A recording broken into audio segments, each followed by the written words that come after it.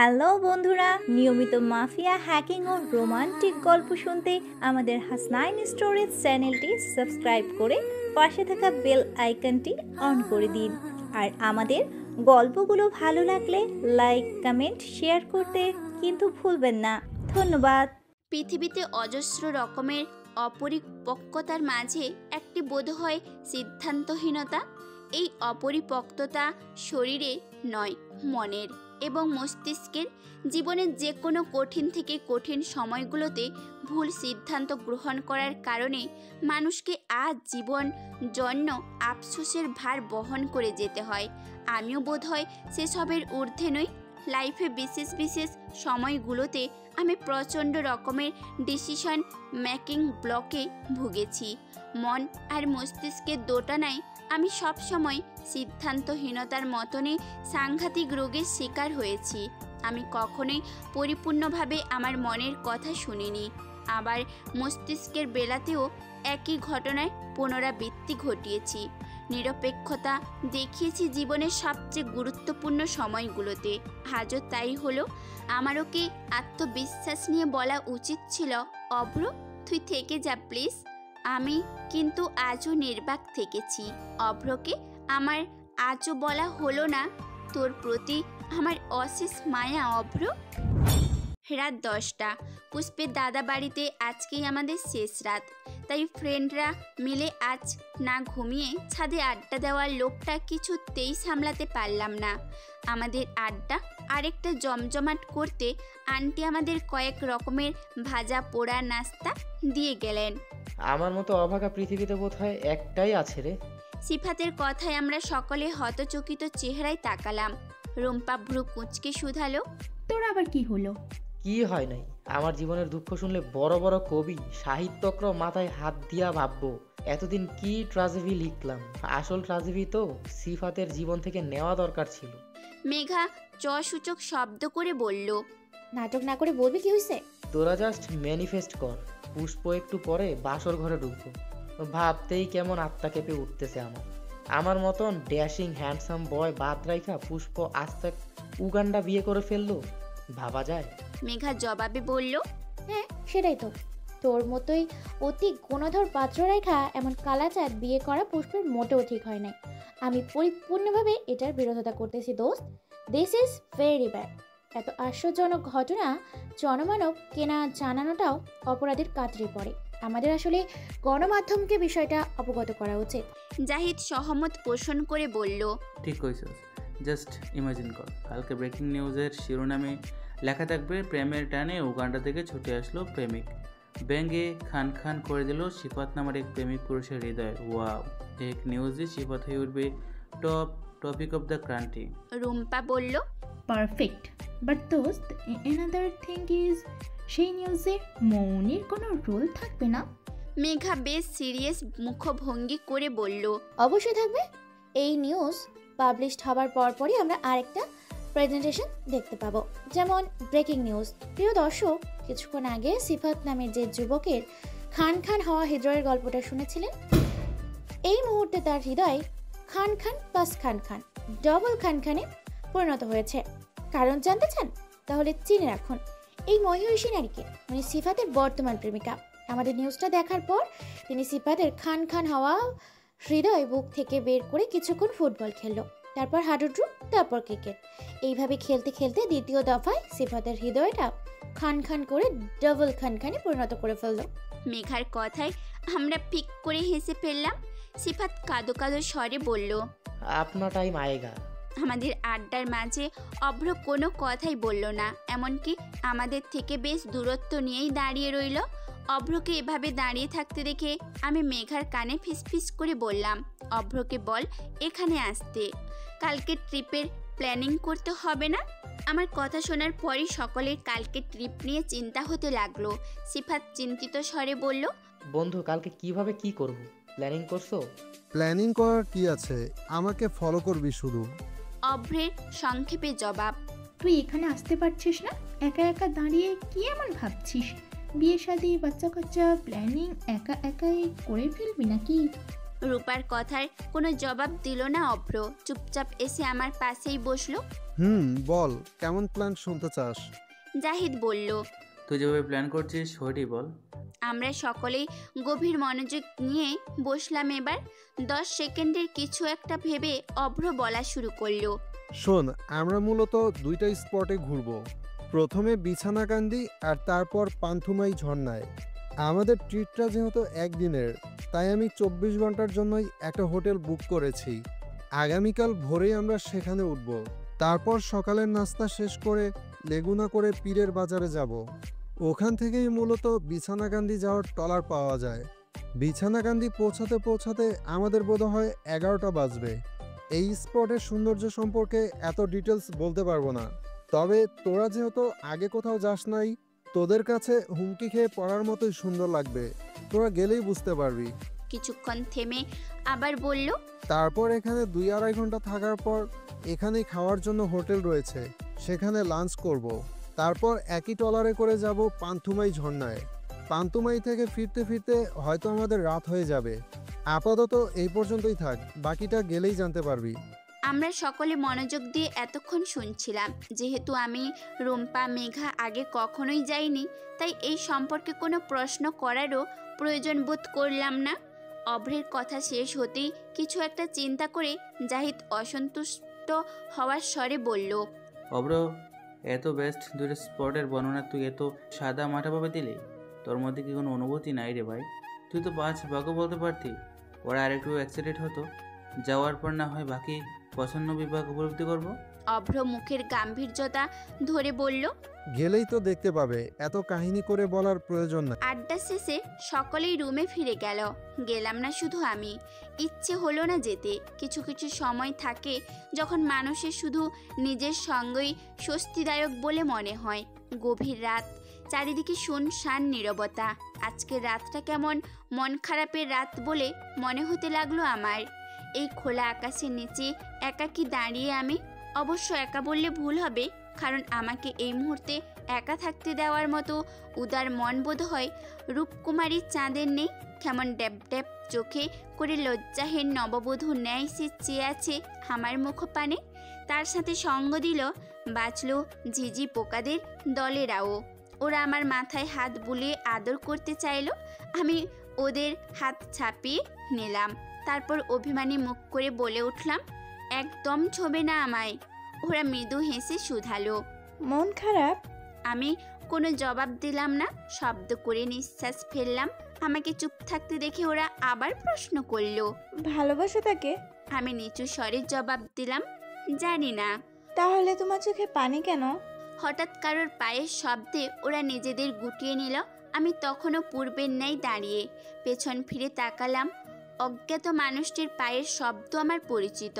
তার আগমনে আমার অভিমানেরা এবার যেন আকাশ ছোঁয়ালো।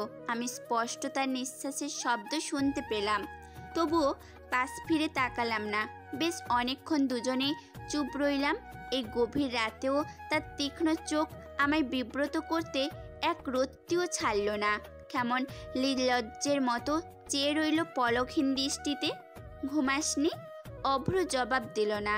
আমি অভিমানী স্বরে বললাম, এভাবে তাকিয়ে থাকবি না, অস্বস্তি লাগে আমার। লাগুক। কিছুক্ষণ পিনপতন নীরবতা। কেঁদেছিস কেন? কোথায় ভুল দেখেছিস? বোধহয় চোখে কিছু একটা পড়েছে। তোকে তোর চেয়েও বেশি যে জানে, তোর চোখের প্রতিটি ঝলকানির ভাষা যে পড়তে জানে, তার কাছে মিথ্যা বলার দুঃসাহস দেখাবি না মিতু। আমি তীক্ষ্ণ দৃষ্টিতে ওর চোখের দিকে তাকালাম। তারপর কাঁপা কাঁপা গলায় বললাম, আব্বু যদি মেনে না নেয় কি করব আমি? আমি এমন কিছু বলবো অভ্র হয়তো আশা করেনি। কেমন বিস্ময় নিয়ে কিছুক্ষণ চেয়ে রইল আমার মুখে। তারপর মৃদু হেসে জবাব শুধালো, ভালোবাসিস আমায়? আমি দীর্ঘশ্বাস ফেলে জবাব দিলাম, জানি না। অভ্র মুখে মিছিমিছি গাম্ভীর্যতা এনে বলল, তাহলে আর এত চিন্তা কিসের? ভালো না বাসলে এটার সমাপ্তি এখানেই হয়ে যাক। বাপ পর্যন্ত যাওয়ার কোনো প্রয়োজন দেখছি না। ওর কথা শোনা মাত্রই আমার বুকের ভেতরটা উথাল পাথাল ঝড় বইতে শুরু করলো। আমি টলমল চোখে কিছুক্ষণ ওর মুখের পানে চেয়ে থাকলাম। অভ্র প্রতিক্রিয়া না দেখার ভান করে মুখে শীষ বাজাতে লাগলো। রাগে দুঃখে ওকে খুন করে ফেলতে ইচ্ছে হলো আমার। পাষাণ পুরুষ একটা। কি সমস্যা? এভাবে তাকাবি না আমার দিকে। আমার দিকে এভাবে তাকানোর অধিকার শুধু আমার ভবিষ্যৎ বউয়ের আছে। পরপুরুষের দিকে এভাবে তাকাতে হয় না, চোখ সরা। আমি জবাব দিলাম না। প্রকট রাগ দেখিয়ে হনহনিয়ে চলে যেতে নিলেই অভ্র আমার হাত টেনে ধরল। তারপর হ্যাঁচকার টানে নিজের কাছে টেনে এনে ধনুক চোখে চেয়ে থেকে বলল, ভালোবাসিস কিনা আমি ইয়েস আর নো শুনতে চাই মিতু। যদি জবাবটা সঠিক সময়ের জন্য তোলা রাখি। সেদিনটা কবে আসবে ম্যাডাম? যেদিন তোর মায়ের পাগলাটে ছেলে অভ্রের বউ হতে পারবো। আমার আকস্মিক কথায় অভ্র বোধহয় অপ্রস্তুত হয়ে পড়ল কিছুটা। ওকে হাঁ হয়ে তাকিয়ে থাকতে দেখি আমি বললাম, বিশ্বাস হচ্ছে না? ও মাথা বাম ডান দুলিয়ে বোঝালো ওর বিশ্বাস হচ্ছে না। আমি মৃদু হাসলাম। অভ্র পুনরায় আদুরে কণ্ঠে শুধালো, মিতু, হুম। যদি এই অনুভূতি তোর পক্ষ থেকেও একই হয় তাহলে জেনে রাখ, সৃষ্টিকর্তা ব্যতীত কারো সাধ্য নেই তোকে অব্রর কাছ থেকে কেড়ে নেওয়ার। আমি এবারেও জবাব দিলাম না। অপলক দৃষ্টিতে তাকিয়ে রইলাম আমার পাগলাটে পুরুষের মুখপানে। সেও একই রকম কিংবা তার চেয়েও বেশি মুগ্ধতা নিয়ে চেয়ে রইল আমার টলমটলে চোখে। আমার চোখ বেয়ে এক ফোঁটা জল গড়িয়ে পড়ল। তার তীক্ষ্ণ চোখে তা বোধ হয় এড়িয়ে গেল না। আমার চোখের বর্ষণ সইতে পারল না তার ওষ্ঠদয়েরাও। কেমন কমল স্পর্শে নিজেদের অস্তিত্ব বসিয়ে দিল আমার অক্ষুদয়ে। আপনা আপনি বন্ধ হয়ে গেল আমার নয়ন জোড়া। কেমন লজ্জাহীনভাবে প্রশ্রয় দিল তাদের উষ্ণ স্পর্শ। ব্যাস, আমি মিইয়ে গেলাম। এবার সেই উন্মাদ পুরুষ তার শক্তপোক্ত পুরুষালী হাত দিয়ে আলতো করে আমায় জড়িয়ে ধরল। তারপর আমার কানের কাছে এসে ফিসফিস করে বলল, I like to feel your existence darling, let me feel it forever. তার উষ্ণ আলিঙ্গনে ক্ষণিকের জন্য নিজেকে হারিয়ে ফেললাম আমি। উপলব্ধি করলাম তার প্রতি আমার ব্যাকুল প্রেম। সূর্য এখনও নিজেকে আড়াল করে রেখেছে কলঙ্কিনী নববধূর ন্যায়। ভোরের আলো তখনও পরিপূর্ণভাবে ফোটেনি। এখানকার আবহাওয়া দেখে বোঝার উপায় নেই শীতের আগমন হতে এখনও অনেক দেরি। অকালে মাঘের শীত শরীরে মাখিয়ে গায়ে শাল জড়িয়ে আমার 6 বন্ধু মিলে রওনা হলাম কাঙ্ক্ষিত গন্তব্যের উদ্দেশ্যে। সকাল 8টা নাগাদ আমরা আমাদের হোটেলে উঠলাম। প্রয়োজনীয় জিনিসপত্রগুলো সেখানে রাখার পর সিলেট শহরে বিখ্যাত রেস্টুরেন্ট পানসিতে সকলের নাস্তা করার জন্য চলে গেলাম। নাস্তা সেরে সিলেট শহর থেকে লেগুনা করে রওনা হলাম পীরের বাজারের উদ্দেশ্যে। তৎক্ষণে চারিদিকে অন্ধকার করে বৃষ্টিও শুরু হয়ে যায়। লেগুনাতে চাপাচাপি করে বসেও আমরা কেউ কেউ একটু আধটু ভিজেও গেলাম। ওই দূরে যা, আমার দেখলে কি তোর খালি গাছাগাছি করতে মন চায়? আরে চাপ না, আরেকটু ভিজে যাইতেছি তো। তো যেতে বইলে এমন অশ্লীল আচরণ করবি? শরীরের সাথে গেইসা বসা আমার মোটেও পছন্দ না সিফাত। তুই দেখ তো আমার কতটুক জায়গা দিছস। এইটুকু জায়গাতে পিঁপড়াও তো বইতে পারবো কিনা ডাউট আছে। তো কমায় খাইলে পারতি। ঘুম থেকে উঠেই 7টা পরোটা টুসটুস। তোর মতো হাতির লেগে পুরো লেগুনও কমাইব। সিপাত জাহিদের শীতল যুদ্ধের এক পর্যায়ে মেঘা বিরক্ত নিয়ে বলল, সত্যি করে বলতো, তোরা আগের জন্মে সতীন টতিন ছিলি নাকি? গ্রামের সতীন সমাজের মতো তিল থেকে তাল হইলেই উঠানের বাইর হইরা চুলোচুলি শুরু করস? কিছুক্ষণ গরম চোখে তাকিয়ে পুনরায় বলল, আর একটা শব্দ যেন না শুনি, নাই ধাক্কা দিয়ে 2টারে লেগুয়া দিকে ফালাই দিব, গর্ধবের দল। মেঘার হালকার ওপর ঝাপসা ধমকে বোধহয় কাজও হলো। মুহূর্তেই দুজন ভেংচি কাটার ন্যায় চুপচাপ মুখ ঘুরিয়ে নিল। পীরের বাজার যাওয়ার পরে দেখা মিলল উপমহাদেশের সর্ববৃহৎ চা বাগান মালিনী ছড়ার। চা বাগানের কোল ঘেঁষে যাওয়ার পথে মনে হতে লাগলো এই যেন আরেক সবুজের সমারোহ। রাস্তার 2 ধারে উঁচু উঁচু পাহাড়, বড় বড় গাছ, আর পাহাড়ের কোল ঘেঁষে চা বাগান বেড়ে ওঠা। ওয়াও, প্লিজ এখানে থামতে বল না, একটু ছবি তুলবো। মেঘার কথার কোনো তোয়াক্কাই করলো না অভ্র, উল্টো ধমকের সুরে বলল, নামতে হবে না, এখানে দেখার মতো কিছুই নাই, গাড়ি থেকেই দেখতে থাক। চোখের ইশারায় আমাকে অভ্রকে কনভিন্স করতে বলতেই আমিও অনুরোধের স্বরে টলমলে চোখে বললাম, একটু নামি না প্লিজ, বেশি না, 10 মিনিট। অভ্র জবাব দিল না। ওর থেকে কাঙ্ক্ষিত জবাব না পেয়ে মুখ ফুলিয়ে বসে রইলাম আমি। কিছুক্ষণ পর মামা এখানে রাখেন 10 মিনিটের জন্য। অভ্রের কথায় আমরা হৈ হৈ করে উঠলাম। অভ্র তীক্ষ্ণ দৃষ্টিতে এক পলক তাকিয়ে মুখের গাম্ভীর্যতা ধরে রেখে বলল, এত খুশি হওয়ার কিছু নাই। 10 মিনিটের বেশি যদি 1 মিনিট অতিক্রম হয়েছে, তিনটাকে এখানেই রেখে যাব, মাথায় যেন থাকে। আমরা সমান তালে মাথা দুলিয়ে বোঝালাম আমাদের মাথায় থাকবে। দোস্ত, আমি এত সবুজ একসাথে কখনো দেখিনি, বিশ্বাস কর। এত প্রশান্তি লাগছে। রূপার কথার জবাবে মেঘাও আনন্দিত স্বরে বলল, ঠিক বলেছিস, আমার তো এখানে দৌড়াতে লাফাতে ইচ্ছে করছে খুব। আমি ভাব নিয়ে বললাম, হাহ, ক্রেডিটটা কার সেটা তো দেখতে হবে, তাই না? আমার কথায় রূপা মেঘা একসাথে আমাকে জড়িয়ে ধরল। তারপর উত্তেজিত স্বরে বলল, এই জন্যই তাকে একটা চুম্মা দিতে ইচ্ছে করতেছে। তুই না বললে আমাদের অভ্র মশাই জীবনেও রাজি হইতো না। এই খুশিতে চল একটা সেলফি তুলি। কিছুক্ষণ ঘোরাঘুরি করে বাধ্য মেয়েদের মতো 10 মিনিট অতিক্রম হওয়ার আগেই আমরা লেগুনায় উঠে পড়লাম। সকাল 11টার মধ্যে আমরা পৌঁছে যাই পীরের বাজার টলার ঘাটে। সেখান থেকে সারাদিনের জন্য আমরা একটা টলার ভাড়া করে নিলাম। টলারের চেয়ার বসিয়ে ওপরে ছাউনির ন্যায় করে বসার ব্যবস্থা করা হয়েছে। ওঠার পর পরে ছেড়ে দিল ট্রলার। শুরু হলো আমাদের বিছানাকান্দির টলার যাত্রা। চলো দোতং পাহাড় ঝুম ঘরে পূর্ণিমা রাত বর্ষা জুড়ে জীবন জুয়ার আসর বসাবো। চলো দোতং পাহাড় ঝুম ঘরে পূর্ণিমা রাত বর্ষা জুড়ে জীবন জুয়ার আসর বসাবো। আমি মাস ফারে দেব পাতে বিন্নি চালের ভাত সাথে, দুবেলা দুমুঠো খেয়ে তৃপ্তির আলিঙ্গন। পুবের হু হু বাতাস বইলে পরে পাজর ভাঙা গান ধরে, আয়েস করেই কাটুকে যৌবন।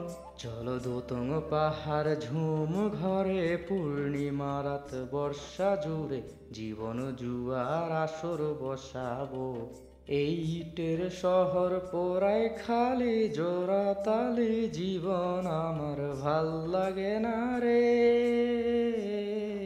কে কার রাখে খবর, দম ফুরালেও একলা একা নিথর দেহ কাইন্দা মরে রে। এ পাইল কার কি গেল কার, কি বা আসে যায়, মন ঝিঝিরি পথে হাঁটার লোভে কেমন করে হায়। চলো দোতং পাহাড় ঝুম ঘরে পূর্ণিমা রাত বর্ষা জুড়ে জীবন জুয়ার আসর বসাবো। চলো দোতং পাহাড় ঝুম ঘরে পূর্ণিমা রাত বর্ষা জুড়ে জীবন জুয়ার আসর বসাবো। গিটারের তালে তালে সিফাতের গাওয়া অসাধারণ গানটি উপভোগ করতে করতে কখন যে বিছানা কান্দির কাছাকাছি এসে পড়লাম খেয়ালই করলাম না। আমরা বিছানা কান্দির যত কাছাকাছি যেতে লাগলাম ততই মেঘালয়ের সুউচ্চ পাহাড়গুলো যেন আমাদের নিজের আরও কাছে টানতে লাগলো। এই অফুরন্ত সৌন্দর্যের দৃশ্য যেন আমাদের চোখ ঝাঁঝিয়ে দিল। অভ্র ব্যতীত আমরা সকলেই চোখে মুখে বিস্ময় আর উত্তেজনা। একদিকে সবুজের ঘেরা পাহাড়, অন্যদিকে সমুদ্র শব্দে মেঘালয়ের স্বচ্ছ বয়ে আসা পানি।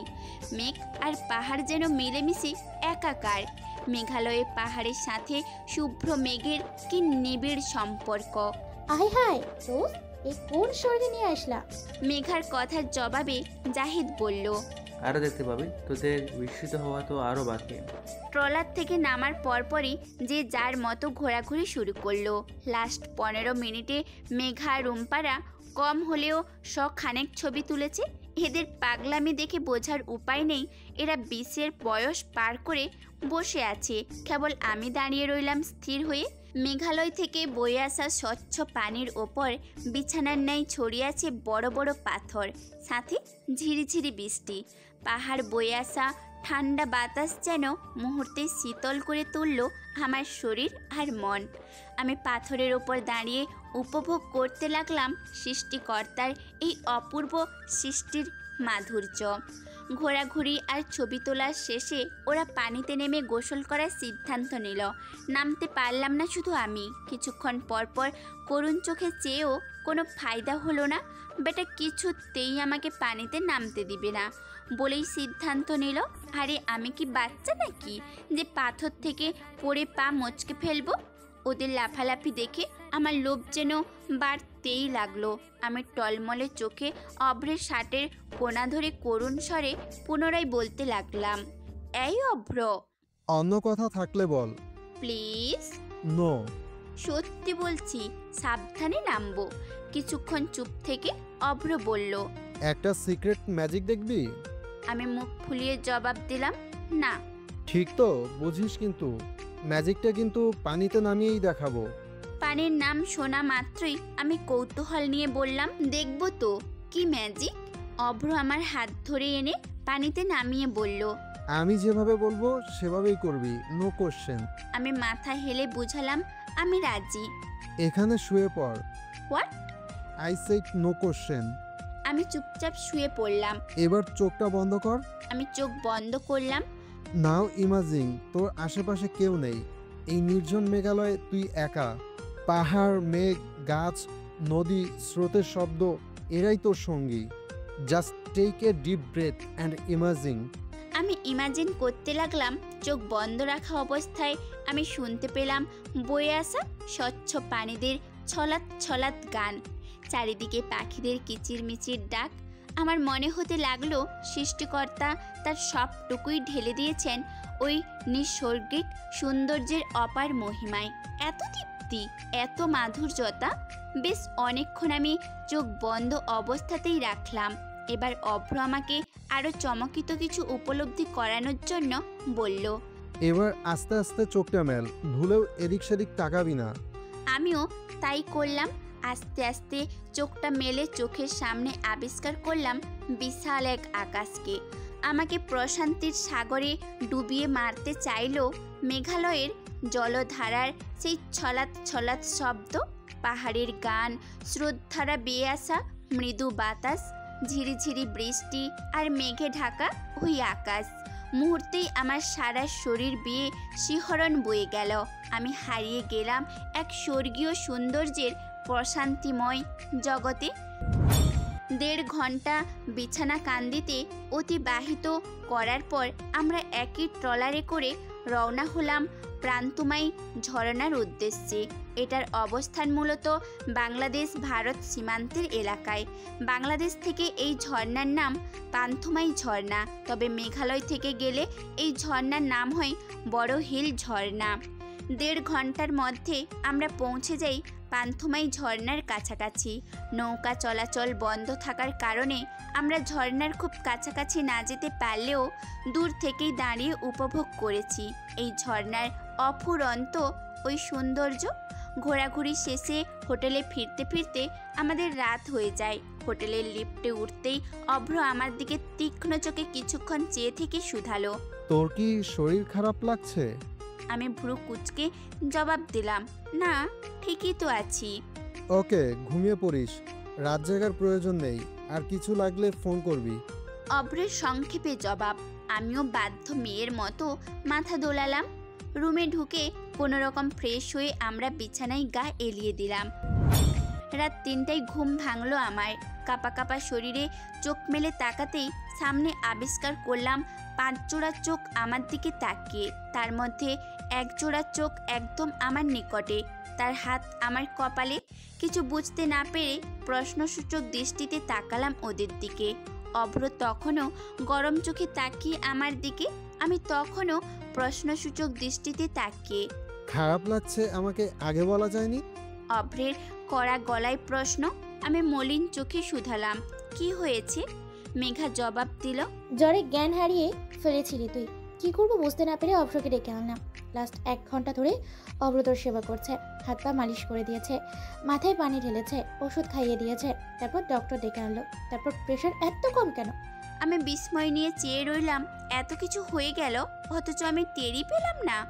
অভ্র এখনো গরম চোখে চেয়ে আছে আমার দিকে। আমি ভয়ে ভয়ে বললাম, সত্যি আমার খারাপ লাগেনি, কিভাবে বলবো আগে থেকে? অভ্র আরো কড়া গলায় বলল, তুই যে দুনিয়াতে আছিস এটার হুঁশই তো তোর নাই। নিজের শরীরের হুঁশ না থাকাটাও অস্বাভাবিক না? বাকিরা কি বুঝলো কে জানে। মেঘা মৃদু কেসে বলল, আচ্ছা দোস্ত, আমরা পাশের রুমে না হয় কিছুক্ষণ থাকি, তোরা কথা বল। ওর কথার জবাবে আমি ঢোক গিলে মেঘার দিকে তাকালাম। মনে মনে চাইতে লাগলাম ওরা আমাকে জমের দুয়ারে ফেলে না যাক, কিন্তু ওরা আমার মনের চাওয়া হয়তো বুঝতেই পারলো না। বিশাল সাইক্লোনের কাছে রেখে চলে গেল। অভ্র বেশ অনেকক্ষণ তীক্ষ্ণ চোখে আমার দিকে তাকে। আমি তখনও মাথা নিচু করে বসে। মনে হতে লাগলো চোখাচোখি হলেই বোধহয় গিলে খাবে আমাকে। আমাকে চুপ থাকতে দেখে অভ্র বলল, তোকে এখন কিছুই বলবো না। তোকে আমার বাসায় আজীবনের জন্য নিয়ে তারপর শিক্ষা দেব। খাবার খেতে রং ঢং করলে নিয়ম করে সকাল বিকাল চল লাগাবো। কিছুক্ষণ পিনপতন নীরবতা। পুনরায় বলল, প্রেশারের এই অবস্থা কেন তোর? তুই কি বাচ্চা? ওর কথার জবাবে আমি মৃদু হাসলাম। এবার আর আমার ওকে ভয় লাগলো না। আমি সহজ গলায় শুধালাম, একটু জড়িয়ে ধরবি আমায়? অভ্র কিছুক্ষণ চুপ থেকে আমাকে আলতো করে এক হাত দিয়ে জড়িয়ে ধরলো। ওর মুখে এখনও রাগের ছাপ দেখতে পেলাম আমি। এই অগ্নিমুখে যেন আমি পৃথিবীর যাবতীয় শীতলতা অনুভব করে নিলাম। আমাকে আমার চেয়েও বেশি একটা মানুষ জানে, তাকে আমার আলাদা করে বোঝাতে হয় না। নিজের যন্ত্রণাগুলো আমার ছোট্ট অসুখে কেমন ছটফট করতে থাকে সেই মানুষটা। আমি অনুভব করে নিলাম আমার প্রতি তার অফুরন্ত ভালোবাসা। তার ভালোবাসার পরিমাণ আকাশের ন্যায় বিশাল। সে যে শুভ্র গোলাপের ন্যায় শুভ্র। আমার মরুভূমির মতো শুকনো জীবনে কেমন করে যেন এক সমুদ্র প্রেম নিয়ে ঢুকে পড়ল অভ্র। আমার অন্ধকারচ্ছন্ন মনটাতে জল করে সে জ্বলতে থাকলো আলো হয়ে। আমি যত বাড়ি তাকে অবহেলা করেছি, বিনিময়ে সে আমায় দিয়েছে রজনীগন্ধা ফুল। যতবার তিক্ত মেজাজ নিয়ে দূরত্ব দেওয়ার অনুরোধ করেছি, ততবারই সে আমার আরও নৈকট্যে চলে এসেছে। যতবার তাকে বিরক্তি নিয়ে শুধিয়েছি কি চাই, সে শুধু আমাকেই চাইল। দাবানলের আগুনে ফেলে দিয়ে তাকে একটু একটু করে পুড়তে দেখেছি আমি। তারপরও যখন নিষ্ঠুর কণ্ঠে জিজ্ঞেস করেছি কি চাই, ও এবারেও আমাকেই চাইল। আমি চোখে মুখে রাজ্যের ক্লান্তি নিয়ে যখন শুধালাম, তোর মতো অমন বেহায়া ধাঁচের ছেলে আমার জীবনে অন্যটি নেই জানিস, সে অগ্নি চোখে প্রতিবার উত্তর দিয়েছে, এমন সাহস কেউ করে তো দেখাক।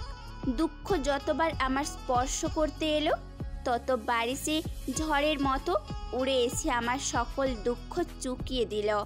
দুঃখদের সে শাসিয়ে জানান দিয়ে দিল, don't ever dare to hurt my love. ব্যাস, ওরা আর দুঃসাহস নিয়ে আমার সম্মুখীন হলো না। ততস্থ রইল সেই ব্যাপারও। পুরুষের ভয়ে একটু একটু করে এই অবাধ্য পুরুষের নিকট আমি কখন যে হেরে গেলাম টেরই পেলাম না। বিনিময়ে গুটি গুটি হয়ে নিজেকেই গুছিয়ে রাখলাম তার বেহায়া মনটাতে। সাথে শুধালাম, এই তিক্ত পৃথিবীতে তুই আমায় সামলে নিয়েছিস, সেই শৈশব থেকেই বার্ধক্য পর্যন্ত পারবি আর একটু আমায় সামলাতে? সে মৃদু হেসে আমার ললাটে উষ্ণ চুম্বন এঁকে দিয়ে প্রতিবার জবাব দিয়েছে, মৃত্যু পর্যন্ত সামলে নেব। আজ 1 সপ্তাহ হলো আব্বু বাংলাদেশে ফিরেছে। প্রথম দিনে আব্বুকে দেখা মাত্রই খুশিতে হাউমাউ করে কেঁদেছিলাম আমি। সেই 8 বছর আগের চেহারা আর এখনকার চেহারার কোনো অমিল দেখতে পেলাম না আমি। আব্বু সেই একই রকম রয়েছে। আমাকে দেখা মাত্রই আব্বু সবার আগে আমাকে জড়িয়ে ধরেছেন। আব্বুর আদুরে বুকে সেদিন সারা দিন পার করে দিয়েছিলাম আমি। মনে হচ্ছিল ছেড়ে দিলেই বুঝি আবার দূরে চলে যাবে। এমনকি ভাইয়াকেও আব্বুর কাছে ঘেঁষতে দেইনি একটুও। ভাইয়া অভিমানী মুখ করে শুধিয়েছিল, হ্যাঁ মিতুই তো তোমার মেয়ে, আর আমি তো কেউ না, লাগবে না তোমার আদর আমার, আমাকে আম্মু আদর করবে। আমাদের 2 ভাই বোনের আচরণে পিক করে হেসে ফেলেছিলেন আব্বু। আম্মু নালিশের স্বরে বলেছিলেন, দেখো কি রেখে গিয়েছিলে আমার কাছে, কষ্ট করে আমি বড় করছি, আর ছেলে মেয়ে দুটো হয়েছে বাপের নাওটা। আব্বু গর্বের সাথে জবাব দিয়েছিলেন। রক্তের টান বলে কথা। খাবার টেবিলে বসে একসাথে খাওয়া দাওয়া সেরে আমি আর আব্বু মিলে টিভি দেখতে বসলাম। অবশ্য টিভি একা আমিই দেখছি, আর আব্বু খুব যত্ন করে সোফায় বসে আমার মাথায় তেল দিয়ে দিচ্ছেন। এমন সময় ঝড়ের মতো আগমন ঘটল অভ্রের। ওকে দেখা মাত্রই আঁতকে উঠলাম আমি। কাপা কাপা চোখ নিয়ে বোঝার চেষ্টা করলাম আব্বুর প্রতিক্রিয়া।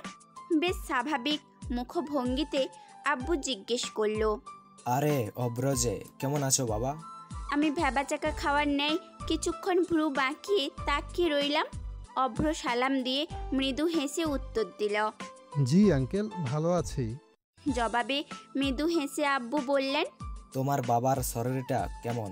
তিনি তো খুব ব্যস্ত মানুষ। ভাবছি আমি একদিন যাব তোমাদের বাসায়, দেখা করে আসবো সবার সাথে। নিশ্চয়ই, আজকেই চলুন না আমার সাথে। দিনের বেলাতেই যাব, এই রাত বেরেতে কারোর বাসায় যাওয়াটা খারাপ দেখায়। আমি তখনও ভীতু চোখে তাকিয়ে।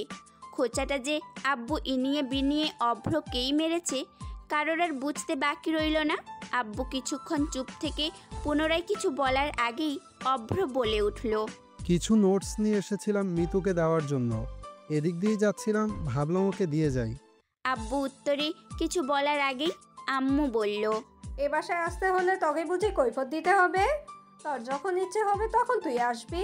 তুই কেমন দূরের লোক হয়ে যাচ্ছিস রে, পাকা পাকা কথাও শিখে গেছিস। আম্মুর কথায় আমি মনে মনে ভেঙচি কেটে বললাম, ইস, খুব আহ্লাদ হচ্ছে তাই না? আর আরেকজনকে দেখো কেমন অবুঝ শিশুর ন্যায় মাথা নুইয়ে রেখেছেন, মনে হচ্ছে ভাজা মাছটাই উল্টে খেতে জানে না। এই যে কত বড় বদের হাড্ডি তা আমার চেয়ে ভালো কেউ জানে না। আম্মুর কথায় আব্বু মৃদু হাসলো, তারপর পুনরায় জিজ্ঞেস করলো, শুনলাম ওর নাকি বিয়ে করেছে? জি আঙ্কেল। অভ্রে সংক্ষেপে জবাব। তা তুমি কবে বিয়ে করছো? আব্বুর কথায় আমার চোখ যেন কপালে ওঠার উপক্রম হলো। হতচকিত হয়ে শুধু তাকিয়ে রইলাম আমি। অভ্র তীক্ষ্ণ দৃষ্টিতে আমার দিকে এক পলক চেয়ে বলল, আমার কাছে কোনো মেয়ের বাপ নিজের মেয়ে বিয়ে দেবে আঙ্কেল? আম্মু প্রতিবাদের স্বরে বলল, কোন মেয়ের বাপের যোগ্যতা আছে আমার অভ্রকে জামাই বানানোর? লক্ষ্মী একটা ছেলে তুই, পড়াশোনাও টপ, দেখতে নাকে একটা। তোর মতন জামাই পেতে 7 কপালের ভাগ্য লাগবে মেয়ের বাপদের। আম্মুর কথায় অভ্র মুখে রহস্যময় হাসি ঝুলিয়ে আমার দিকে এক পলক তাকালো, তবে আব্বুর মধ্যে কোনো প্রতিক্রিয়া দেখা গেল না। কিছুক্ষণ আব্বুর সাথে আলাপের পর চলে গেল অভ্র। নিশির দ্বিতীয় প্রহর। নিষ্ঠুর অন্ধকার ছাপিয়ে ঘরের আলো জ্বালালাম আমি। তারপর টেবিলের বুক থেকে চেয়ার টেনে বসলাম। আমার সম্পূর্ণ নিবেশন যখন বইয়ের পাতায়, আচমকা তখন ফোন বেজে উঠল। আমি ধরফড়িয়ে উঠে রিসিভ করলাম। সঙ্গে সঙ্গে অপর প্রান্ত হতে পুরুষালী কণ্ঠ ভেসে এলো, কি করছিস? পড়তে বসলাম। তোর বাপটা অমন মির্জাফর কেন রে? আমি প্রকট রাগ দেখিয়ে বললাম, কি করেছে আমার বাপ তোকে? কি করেনি, ভাবলাম শ্বশুরটা এসেছে, একটু দেখা না করলে বিষয়টা খারাপ দেখাবে। কিন্তু তোর বাপ তো আমার আগমনে মোটেও খুশি হলো না, উল্টো বিয়ে কেন করছি না সেই নিয়ে কি তারা। দুনিয়াতে তোর বাপই মনে হয় প্রথম লোক রে মিতু, যে কিনা নিজের মেয়ের সংসার ভাঙতে মরিয়া হয়ে উঠেছে। তা এত যেহেতু তারা, তো মেয়েটা দিয়ে দিলেই তো পারে, খামাখা আমাকে এই যুবক বয়সে একা থাকতে হয় না। আমি বিরক্ত নিয়ে বললাম, একদম বাজে বকবি না আব্বুকে নিয়ে। ইস, বাপকে নিয়ে কি দরদ, স্বামীর প্রতি কোনো আনুগত্যই তোর নেই রে মিতু। স্ত্রী হিসেবে 10-এ তোকে একও দিলাম না, যা। আমি বিস্মিত স্বরে শুধালাম, তুই বিয়ে কবে করছিস আমায়? করেছি তো, প্রতিদিনই মনে মনে 3 বেলা 3 বার করে কবুল বলে ফেলি। একদিনে 3 বার করে বিয়ে করি তোকে। তুই ভাবতে পারছিস ঠিক কতবার বিয়ে করেছি তোকে? মনে মনে আমি নিঃসন্দেহে একজন বিবাহিত পুরুষ। অবশ্য বিয়েটা একপাক্ষিক বলে কোনো অধিকার রটাতে পারছি না। আমি বিরক্ত নিয়ে পুনরায় শুধালাম, এসব জগা খিচুড়ি মার্কা আলাপ শোনাতে ফোন করেছিস এত রাতে? কেন, তোর কি এগুলো গুরুত্বপূর্ণ আলাপ বলে মনে হচ্ছে না? অবশ্য মনে না হওয়ারই কথা, স্বামী ভক্তি না থাকলে এমনই হয়, বুঝলি? আমি চোখ মুখ খিঁচে জবাব দিলাম, উফ, তুই খুব জ্বালাচ্ছিস অভ্র। প্রতিদিন জ্বালাতে পারলে তৃপ্তি নিয়ে ঘুমাতে পারতাম রে। কিন্তু আমার মির্জাফর শ্বশুরটা তা হতে দিলে তো? আমি বিরক্ত নিয়ে চসূচক শব্দ করলাম। কিছুক্ষণ চুপ থেকে অভ্র পুনরায় বলল। ছাদে আয়।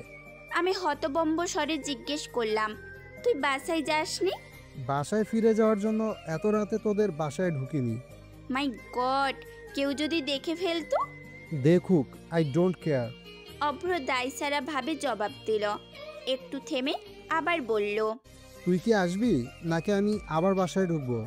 আমি বিরক্তি নিয়ে বললাম, আসছি। রেলিং ঠেস দিয়ে কেমন নির্বিকার ভঙ্গিতে দাঁড়িয়ে অভ্র। আমি যেতেই পায়ের শব্দে ঘুরে তাকালো। কিছুক্ষণ এক দৃষ্টিতে তাকিয়ে রইল আমার মুখপানে, তারপর মৃদু কণ্ঠে বলল, চোখ বন্ধ কর। আমি ভ্রু কুঁচকে শুধালাম, কেন?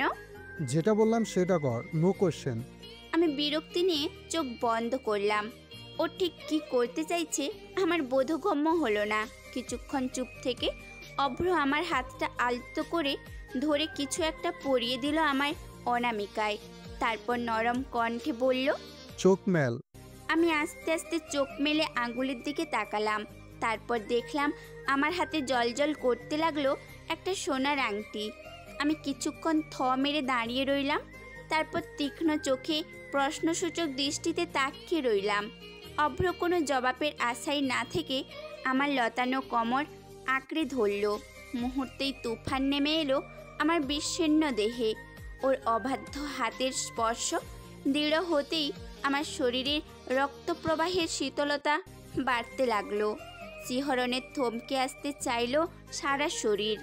অভ্র এবার আমার আরও নৈকট্যে আসলো। নিজের উষ্ণ ঠোঁটে চুম্বন বসিয়ে দিল আমার কপালে। তারপর চোখে আরও নৈকট্যে এসে ফিসফিস কণ্ঠে বলল, অপলক চোখ যেন কার? তোমার চোখের পাশে হয়তো আমার। শুভ জন্মদিন প্রিয়তমা। গতকাল রাতে থেকে দুই চোখের পাতা এক করতে পারিনি আমি। বুকের ভেতরটা দাউ দাউ করে আগুন জ্বলছে আমার। ভীষণ রাগ হচ্ছে এই মুহূর্তে। বাকিদের চোখে যেটা নিছক হিংসে, আমার কাছে সেটা নিঃসন্দেহে অধিকারবোধ। এই অধিকারবোধ থেকেই আমার কাউকে খুন করে ফেলতে ইচ্ছে করছে। আর যাকে নিয়ে আমার এমন সাংঘাতিক চিন্তা মাথায় এলো সে আর কেউ না, নাদিমের একমাত্র ছোট বোন ইরা। বিশ্ববিদ্যালয়ের করিডোরে দাঁড়িয়ে আছি আমরা 6 বন্ধু, যার মধ্যে একজন হচ্ছে আমার প্রেমিক বন্ধু অভ্র। সে দাঁড়িয়ে আছে আমার ঠিক মুখ বরাবর। চোখে মুখে রাজ্যের চিন্তার ছাপ তার চিন্তার মূল উত্তপ্তি আমার থেকেই। আমার চেহারা তখনও অমাবস্যার মতো অন্ধকার হয়ে আছে।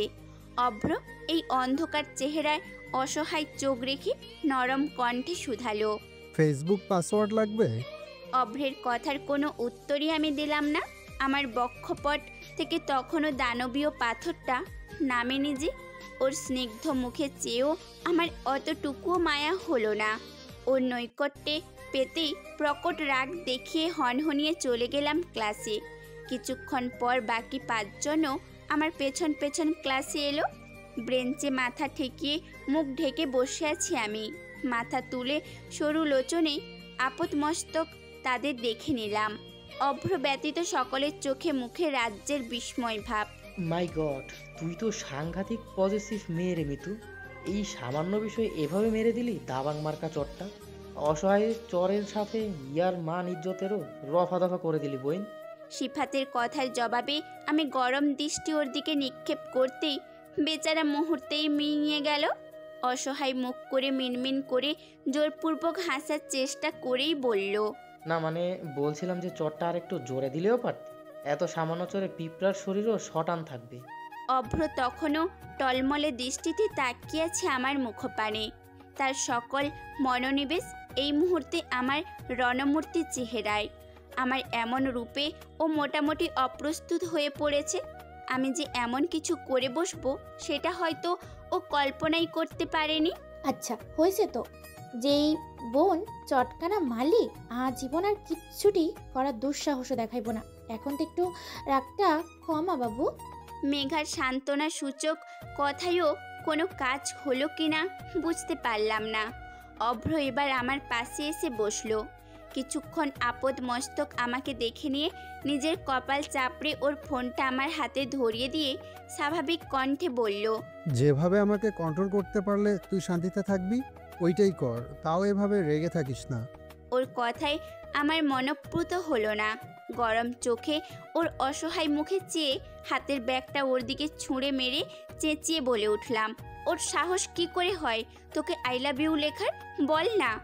আমার চেঁচামেচিতে বাকিরা কিঞ্চিত হতচকিত হলেও অভ্র পূর্বের ন্যায় স্বাভাবিক ভঙ্গিতেই বসে আছে। কোনো হেলদোল দেখতে পেলাম না ওর মধ্যে আমি। ওকে এভাবে বসে থাকতে দেখে আমার রাগ আরও বেড়ে গেল। এবার আমি পূর্বের চেয়েও উচ্চস্বরে চেঁচিয়ে বলে উঠলাম, এখন গিয়ে ওকে বলে আসবি তোর গার্লফ্রেন্ড আছে। আমার কথায় বাকিরা একসাথে ঠোঁট টিপে হাসতে লাগলো, যেন বিরাট বড় কৌতুক শুনিয়ে ফেলেছি আমি ওদের। আমি পুনরায় অগ্নিদৃষ্টি নিক্ষেপ করার আগেই অভ্র হাতের ইশারায় ওদেরকে হাসতে বারণ করলো। মেঘা বিজ্ঞের ন্যায় পুনরায় বলল, তোদের দুজনের মধ্যে কি সম্পর্ক এটা ক্যাম্পাসের সকলেই জানে, নতুন করে ইন্ট্রোডিউস করানোর প্রয়োজন নেই।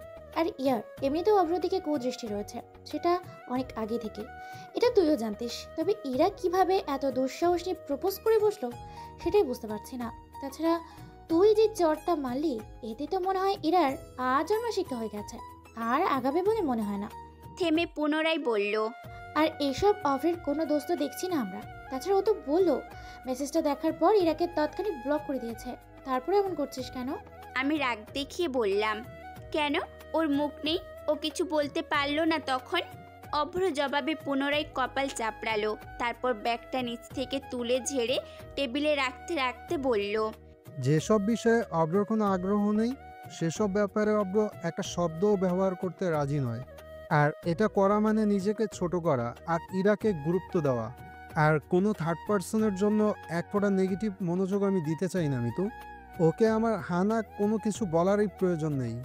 আমার জীবনে তুই ছাড়া কোনো মেয়েরই কোনো কালে অস্তিত্ব ছিল না, যার কারণে ভার্সিটি লাইফের শুরু থেকেই তোর প্রতি আমার আচরণ দ্বারা আমি সবাইকে আমার জীবনে তোর এক্সিস্টেন্টের ব্যাপারে আগাম জানান দিয়ে দিয়েছি। তারপরও কেউ যেচে চর খাইতে চাইলে তুই তো আছিসই। এক নাগাড়ে কথাগুলো বলে গেল অভ্র। ওর কথায় এবার মনে হয় আমার হৃদয়ের বরফের পাহাড়টা একটু একটু করে গলতে শুরু করলো। কিছুক্ষণ ছলছল চোখে ওর স্নিগ্ধ মুখে তাকিয়ে আমি ঠোঁট উল্টে বলতে লাগলাম, আমার খুব কান্না পাচ্ছে অভ্র। আমি এত হিংসুটে কবে থেকে হলাম? ওকে ওভাবে থাপ্পড় মারাটা বোধহয় আমার উচিত হয়নি, তাই না? অভ্র মৃদু হেসে জবাব দিল, তুই বড্ড বোকা রে মিতু। আমার তোর এমন বোকা বোকা রূপটাই বেশ পছন্দ। সারা জীবন এমন বোকা বোকা কাজ করে আমাকে এন্টারটেইন করার দায়িত্ব কিন্তু তোর, বুঝলি? বাসায় ফিরতে দেখতে পেলাম আম্মু তড়িঘড়ি করে ঘর পরিষ্কার করা, ঘর গোছানো শুরু করে দিয়েছে। এত আয়োজন দেখে আমি হতবম্ব হলাম। জানালার পর্দা থেকে শুরু করে বিছানার চাদরটা পর্যন্ত নতুন বেছানো হয়েছে। বাসায় ঢুকে কিছুক্ষণ হতচকিত চোখে সব কিছু দেখতে লাগলাম। আমাকে দেখা মাত্রই আম্মু আমাকে টেনে নিয়ে নিজেই আলমারি থেকে কয়েকটা শাড়ি বের করে শুধালো, দেখ তো কোনটা বেশি ভালো লাগছে। কোনো রকম পাল্টা প্রশ্ন না করে আমি ক্লান্ত মুখে জবাব দিলাম, নীলটা। আম্মু হাসি খুশি মুখ করে মিনমিন করে বলতে লাগলো, আমারও এটাই ভালো লাগছে। ও তাহলে তো ব্লাউজটা আরেকটু ফিটিং করতে হবে। আমি কিছুক্ষণ ভ্রু বাঁকিয়ে আম্মুর যাওয়ার পথে প্রশ্নসূচক দৃষ্টিতে তাকিয়ে পুনরায় আমার রুমে চলে গেলাম। দুপুরের ক্লান্ত শরীরে ঘুমিয়ে রাত 10টায় আমার ঘুম ভাঙলো অভ্রের ফোনে। আমি ঘুমঘুমো কণ্ঠে বললাম, হ্যালো। ইস, কি আদরে কণ্ঠ রে তোর। কণ্ঠস্বর খাওয়ার কোনো স্কোপ থাকলে তোর বলা প্রতিটি শব্দই ব্লান্ডার করে জুস বানিয়ে খেয়ে ফেলতাম আমি। এত মধু মধু লাগে কেন তোকে? ওর কথায় শব্দ করে হেসে ফেললাম আমি। তারপর অস্পষ্ট গলায় শুধালাম, কি করছিস? তোকে মিস করছি। অভ্রের দায়সারা জবাব। কিছুক্ষণ চুপ থেকে অভ্র পুনরায় বলতে শুরু করলো, একটা গুড নিউজ আছে। আমি কৌতূহল নিয়ে জিজ্ঞেস করলাম, কি গুড নিউজ? আমার কানাডার ভিসা হয়ে গেছে, আর কিছুদিন পর অনার্সটা শেষ করেই চলে যেতে পারবো। ওর কথায় আমি থ মেরে বসে পড়লাম। আমার মাথার ওপর যেন আকাশ ভেঙে পড়ল। আমাকে চুপ থাকতে দেখে অভ্র পুনরায় বলল, তুই খুশি নস? তুই কানাডার জন্য পেপারস জমা দিয়েছিলি, আমাকে আগে বলিসনি কেন? বলিনি কারণ এসব নিয়ে আমার কোনো হেলদোল ছিল না, ট্রাস্ট মি।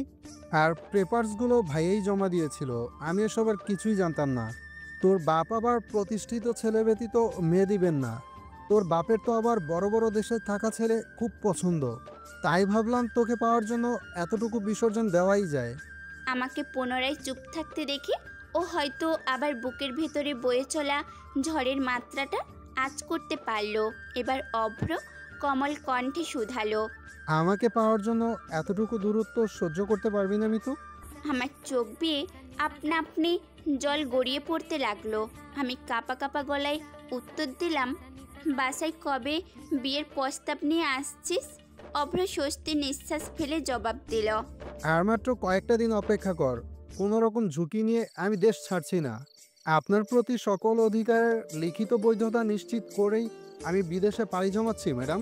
একটু থেমে আবার বলল, এসব নিয়ে তোকে কোনো রকম প্রেশার নিতে হবে না। তোকে মানায় শুধু খিলখিলে হাসিতে, টেনশনে নয়। আর তোকে সবসময় হাসানোর দায়িত্ব শুধু এই অব্রের, বুঝলি? অভ্রের আদুরে সান্ত্বনায় আমি শব্দ করেই হেসে ফেললাম। মনে মনে এটা ভেবে নিজেকে দমিয়ে রাখলাম, নিজের স্বপ্নকে বিসর্জন দিয়ে অনিচ্ছা থাকা সত্ত্বেও যে নিজের দেশ, নিজের মানুষদের ছেড়ে সম্পূর্ণ ভিন্ন কোনো দেশে একা একা বসবাস করার সিদ্ধান্ত নিতে পারে, তার বিসর্জনের কাছে আমার ওর জন্য দেশে বসে অপেক্ষা করার বিসর্জন কোনো বিসর্জনই না।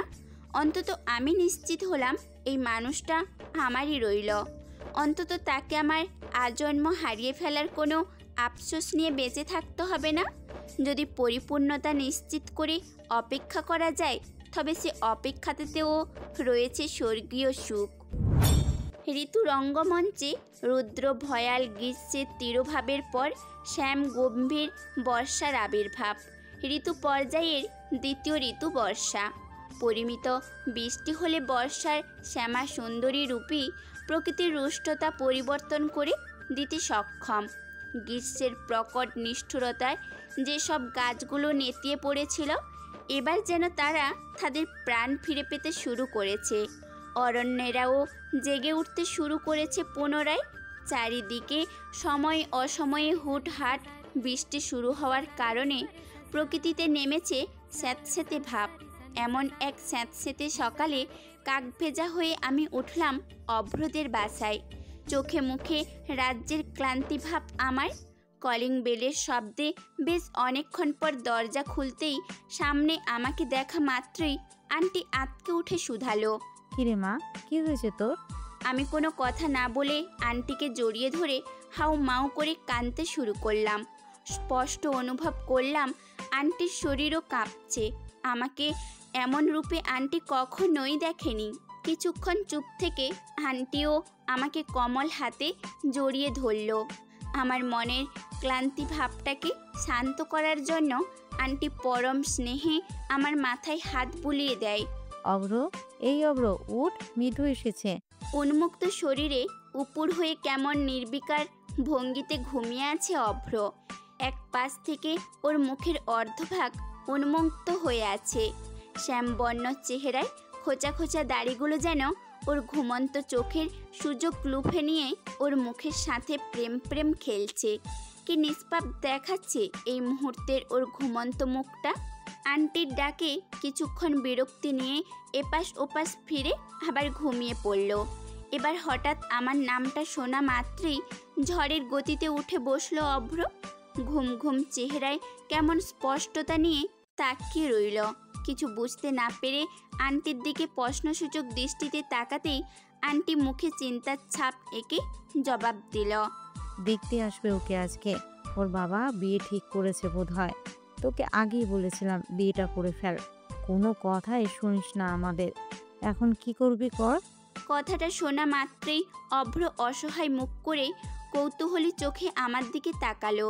তারপর আমার সামনে বসে ওর শক্তপোক্ত হাত দিয়ে আমার গাল দুটো আলতো করে আঁকড়ে ধরে শুধালো, কি হয়েছে আমাকে বল। আমি টলমলে চোখে জবাব দিলাম, আমি মরে যাব অভ্র। তুই ছাড়া আমি অন্য কাউকে বিয়ে করতে পারবো না অভ্র, কখনোই না। অভ্র কিছুক্ষণ চুপ থেকে এক হাত দিয়ে আমার বাম হাতটা শক্ত করে ধরল, অন্য হাত দিয়ে আমার চোখের পানি মুছে দিতে দিতে বলল, ইস, কি অবস্থা করেছিস চেহারার।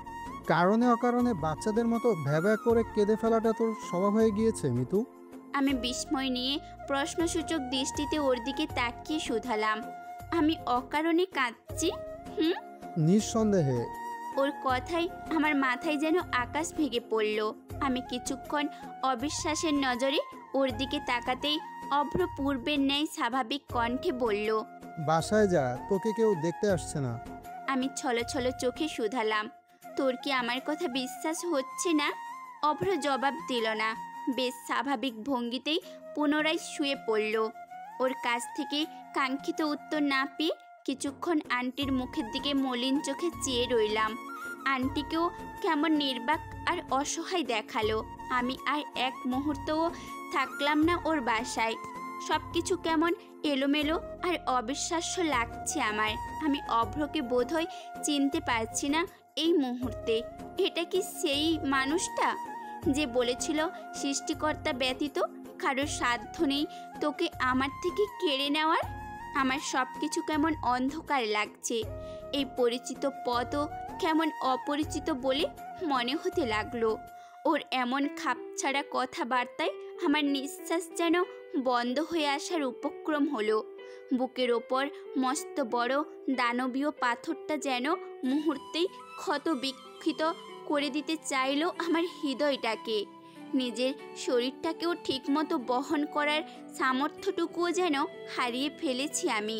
কোনো রকম হাঁটতে হাঁটতে বাসার দরজা পর্যন্ত পৌঁছালাম আমি। আমার মাথা ঘুরছে, শরীর টলছে ঘূর্ণিঝড়ে আহত হওয়া গাছের মতো। কোনো রকমে কাঁপা কাঁপা হাতে কলিং বেল চাপতেই আম্মু দরজা খুলে আমাকে এভাবে দেখে আঁতকে উঠল। আম্মু কিছু বলতে যাবে তার আগেই আমি ক্লান্ত শরীরে ভার ছেড়ে দিলাম। মুহূর্তেই লুটিয়ে পড়লাম আম্মুর বুকে। সজ্ঞানে না থাকলেও আমি স্পষ্ট আম্মুর কান্নার আওয়াজ শুনতে পেলাম আব্বুর আহাজারি। ভাইয়া আমায় কোলে নিয়ে দৌড়াতে লাগলো। ভাইয়াও কাঁদছে। এই প্রথম ভাইয়ার কান্নার শব্দ আমি শুনতে পেলাম। ভাইয়ার তপ্ত চোখের পানির এক ফোঁটা এসে পড়ল আমার গালে। সঙ্গে সঙ্গে সারা শরীর শীতল হয়ে উঠল আমার শরীরের সবটুকু ক্লান্তি ভাব গিয়ে ঠেকল ভাইয়ার বুকে। টানা 2 দিন ধরে আমি হসপিটালে। এই 2 দিনে অভ্র একটি বারের জন্য আমাকে দেখতে আসেনি। এমনকি আব্বু আম্মুও আমাকে সেদিনের ব্যাপারে কোনো প্রশ্নই করেনি। শারীরিকভাবে কিঞ্চিত সুস্থতা পেলেও মানসিকভাবে আমি হয়তো আর কখনোই সুস্থ হয়ে উঠতে পারবো না। 3য় দিন আমাকে বাসায় আনা হলো। বাসায় এসে আমি স্বাভাবিক কণ্ঠে আম্মুকে শুধিয়েছিলাম, আম্মু, অভ্র আমাকে দেখতে আসেনি। আসেনি তো। আম্মুর স্বাভাবিক স্বরেই উত্তর। রাত 12টা। পড়ার টেবিলে বুক থেকে চেয়ার টেনে আমি ডায়েরিটা মেলে লিখতে বসলাম। অভ্র, চাইলেই তোকে ফোন কিংবা টেক্সট করতে পারতাম, কিন্তু আজ আর ইচ্ছে হলো না রে। তোর মনে পড়ে ক্লাস 5-এ আমি একবার আমার ব্যাডমিন্টনটা ভেঙে সে কি কান্না করেছিলাম। ঠোঁট উল্টে কাঁদতে কাঁদতে তোকে বলেছিলাম আমি আজ বাসায় যাব না অভ্র, এইটা ভাইয়ার ব্যাডমিন্টন ছিল, ভাইয়া আমাকে মেরেই ফেলবে রে। উত্তরে তুই স্নিগ্ধ চোখে চেয়ে আমার চোখের পানি মুছে দিতে দিতে বলেছিলি, আমারটাও দেখতে একই রকম, তুই কাঁদিস না মিতু, আমারটা নিয়ে মেহমেদ ভাইয়াকে দিয়ে দে।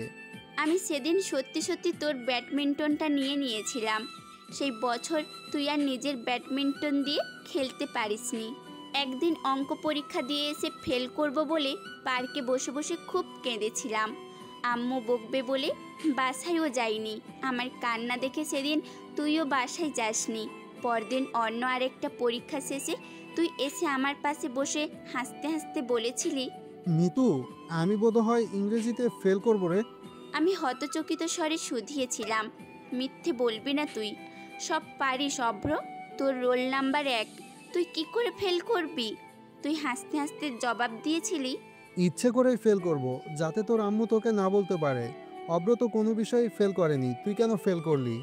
এভাবে করে অসংখ্যবার তুই আমাকে আম্মুর বকুনি থেকে বাঁচিয়েছিস। তুই আমার হাত না ধরলে আমি কখনো রাস্তা পারাপার করতে পারতাম না রে অভ্র। দাঁড়িয়ে থাকতাম টলমলে চোখে, তুই বিরক্তি নিয়ে আমার ছোট্ট ছোট্ট হাতটা মুঠো করে ধরে বলতি। খুব জ্বালাস তুই আমায়। সেই ছোট্টবেলা থেকেই আমি সত্যি তোকে খুব জ্বালিয়ে এসেছি অভ্র। তুই কখনোই আমার ওপর ক্লান্তিভাব দেখাসনি। জ্বরে উত্তপ্ত শরীর নিয়েও আমার যে কোনো প্রয়োজনে ছুটে চলে এসেছিস। আমি জিজ্ঞেস করলে বলতি আই এম এ স্ট্রং বয়, ওসব জ্বর পরে আমার কিছুই হয় না। তবে আমি স্ট্রং নই অভ্র। তুই বিহীন আমি বড্ড দুর্বল রে, বড্ড দুর্বল। আমি জানি না আমি এসব কেন লিখছি, শুধু জানি যে মানুষটা সেই শৈশব থেকে আমার শক্তি হয়েছিল, বার্ধক্য পর্যন্ত আমার তাকেই চাই। তোকে ছাড়া আমি বাকিটা জীবন কল্পনাই করতে পারছি না রে অভ্র, একদমই পারছি না। ইতি তোর মৃত্যু। রাতের শেষ ভাগ, ছাদের রেলিংয়ে ঠেস দিয়ে দাঁড়িয়ে আছি আমি। চোখে মুখে শুধুই নিস্তব্ধতা আমার। টুপটাপ বৃষ্টি পড়া শুরু হয়েছে। ভিজবার জন্য আমি আমার মুখটা আরও উন্মুক্ত করে আকাশের পানে মেলে ধরলাম। টিপ টিপ করে 1-2 ফোঁটা পড়তে লাগলো আমার চোখে মুখে। সাথে সাথেই আমি চোখ বন্ধ করে ফেললাম। কিছুক্ষণ ছাদে থাকার পর কাক ভেজা হয়ে বাসায় ঢুকলাম আমি। সকলেই তখন গভীর ঘুমে তলিয়ে। রুমে ঢুকে বারান্দার দরজাটা বন্ধ করতে যেতেই অভ্রকে চোখে পড়ল। পুরুষালী দেহটি তুমুল বৃষ্টিতে ভিজে একাকার হয়ে আছে। তার সবটুকু মনোযোগ আমার বারান্দার দরজাতেই ছিল এতক্ষণ।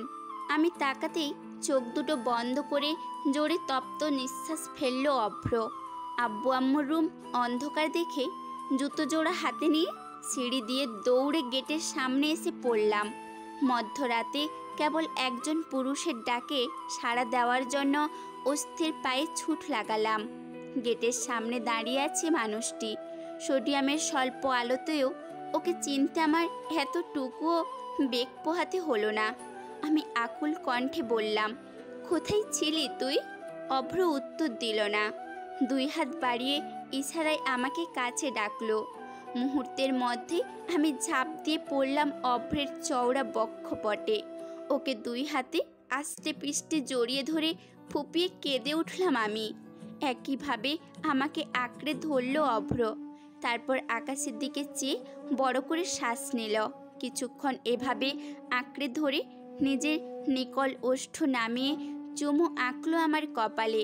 সঙ্গে সঙ্গে আমার চোখ দুটো আপনা আপনি বন্ধ হয়ে গেল। আমার কান্নার শব্দ আস্তে আস্তে কমে আসতেই অভ্র অসহায় চোখে বলল, তোর বাবা আমাকে ফিরিয়ে দিয়েছে মিতু। ক্লান্ত স্বরে কথাটা বলল অভ্র। আমি হতচকিত হয়ে শুধালাম, তুই সব কিছু বলেছিস আব্বুকে? কি বলেছে?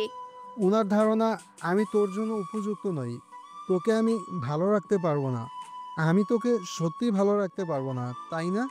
অভ্রের আকুল কণ্ঠে প্রশ্ন। আমার শরীর অসাড় হয়ে আসছে ওর কথায়। দাঁড়িয়ে থাকতে পারছি না আমি। চিৎকার করে কাঁদতে ইচ্ছে করছে আমার। কিছুক্ষণ চুপ থেকে শক্ত কণ্ঠে শুধালাম, তোর বাসায় নিয়ে যেতে পারবি অভ্র? আমার এখানে থাকতে একটুও ইচ্ছে করছে না রে। হঠাৎ গেট খোলার শব্দে দুজনে ফিরে তাকালাম। আব্বু আর আম্মু একসাথে তাকিয়ে আছে। আব্বুর চোখে মুখে রাজ্যের নিষ্ঠুরতা দেখতে পেলাম আমি। আম্মু তখনও অসহায় মুখ করে চেয়ে আছে। আব্বুর পাঞ্জাবি ধরে কিছু বলতে নিতেই ঝাড়ি মেরে আম্মুর হাত ছাড়িয়ে নিয়ে বলল, তোমার কারণেই এমনটা হয়েছে, আমি আগেই সাবধান করেছিলাম। আব্বুর গরম চোখে তাকিয়ে কিছু একটা বলার আগেই শরীরের দুর্বলতায় চর হওয়া বক্ষে সাহস এনে আমি বললাম, ওকে কিছু বলবে না আব্বু, আমি অভ্রকে ভালোবাসি, আর বিয়ে করলে আমি ওকেই করব। আমার কাটকাট জবাবে সকলে বিস্মিত নয়নে তাকিয়েছে আমার দিকে। সমান তালে অভ্রও বিস্মিত। আমি পুনরায় কিছু বলার আগেই আব্বু নিঃশব্দে আমার হাত ধরে টেনে হিঁচড়ে গেটের ভিতরে নিয়ে যেতে চাইল। অভ্রের শক্তপোক্ত হাতে তখনও আমার হাত বন্দি। আমাকে ছাড়তে না পেরে আব্বু কঠিন গলায় বলল, বেহায়াপনা করে আমার মান সম্মান আর ডুবানোর চেষ্টা করবে না মিতু। আব্বুর কথায় অভ্রের হাতের বাঁধন আলগা হয়ে গেল। আতকে উঠে ওর চোখের দিকে তাকালাম আমি। হাতের বাঁধন আলগা হতেই এক ফোঁটা পানি অভ্রের চোখ বেয়ে গড়িয়ে পড়ল। ওর পুরুষালী চোখে এই প্রথম আমি পানি দেখতে পেলাম। আমার দুর্বল মনটা শত গুণ দুর্বল হয়ে পড়ল ওর নিষ্পাপ মুখের দিকে তাকিয়ে। অভ্র তখনও অপলক দৃষ্টিতে তাকিয়েছে আমার যাওয়ার পানে। মুহূর্তেই মনে হলো পৃথিবীর সকল সুখ আমায় যেন আষ্টে পিষ্টে জড়িয়ে ধরতে চাইছে। আমার স্বস্তি বোধ হয় তাদের সহ্য হলো না। আমার একলা আকাশ থমকে গেছে রাতের স্রোতে ভেসে, শুধু তোমায় ভালোবেসে। আমার দিনগুলো সব রং চিনেছে তোমার কাছে এসে, শুধু তোমায় ভালোবেসে। তুমি চোখ মেললেই ফুল ফুটেছে আমার ছাদে এসে, ভোরের শিশির মুখ ছুঁয়ে যায় তোমায় ভালোবেসে। আমার সাদা কালো জীবনে ঠিক এমনভাবে রঙিন ফুল হয়ে আগমন ঘটেছিল অভ্রের। 12টা বসন্ত হয়ে অভ্র আমার চোখের সামনে থেকেই নিজের অস্তিত্বের জানান দিয়ে এসেছে। একটু একটু করে ও যত্ন করে এসেছে আমার নেতিয়ে যাওয়া শুকনো প্রাণটার। প্রজাপতিদের মতো সারাক্ষণ উড়ে বেড়াতো আমার চোখের সামনে। মনের গহীনে আমাকে বটবৃক্ষের মতো ছায়া দিয়ে আগলে রাখা এই মানুষটার অনুপস্থিতি আমার যে ভীষণ যন্ত্রণা দিচ্ছে, ভীষণ রকম যন্ত্রণা।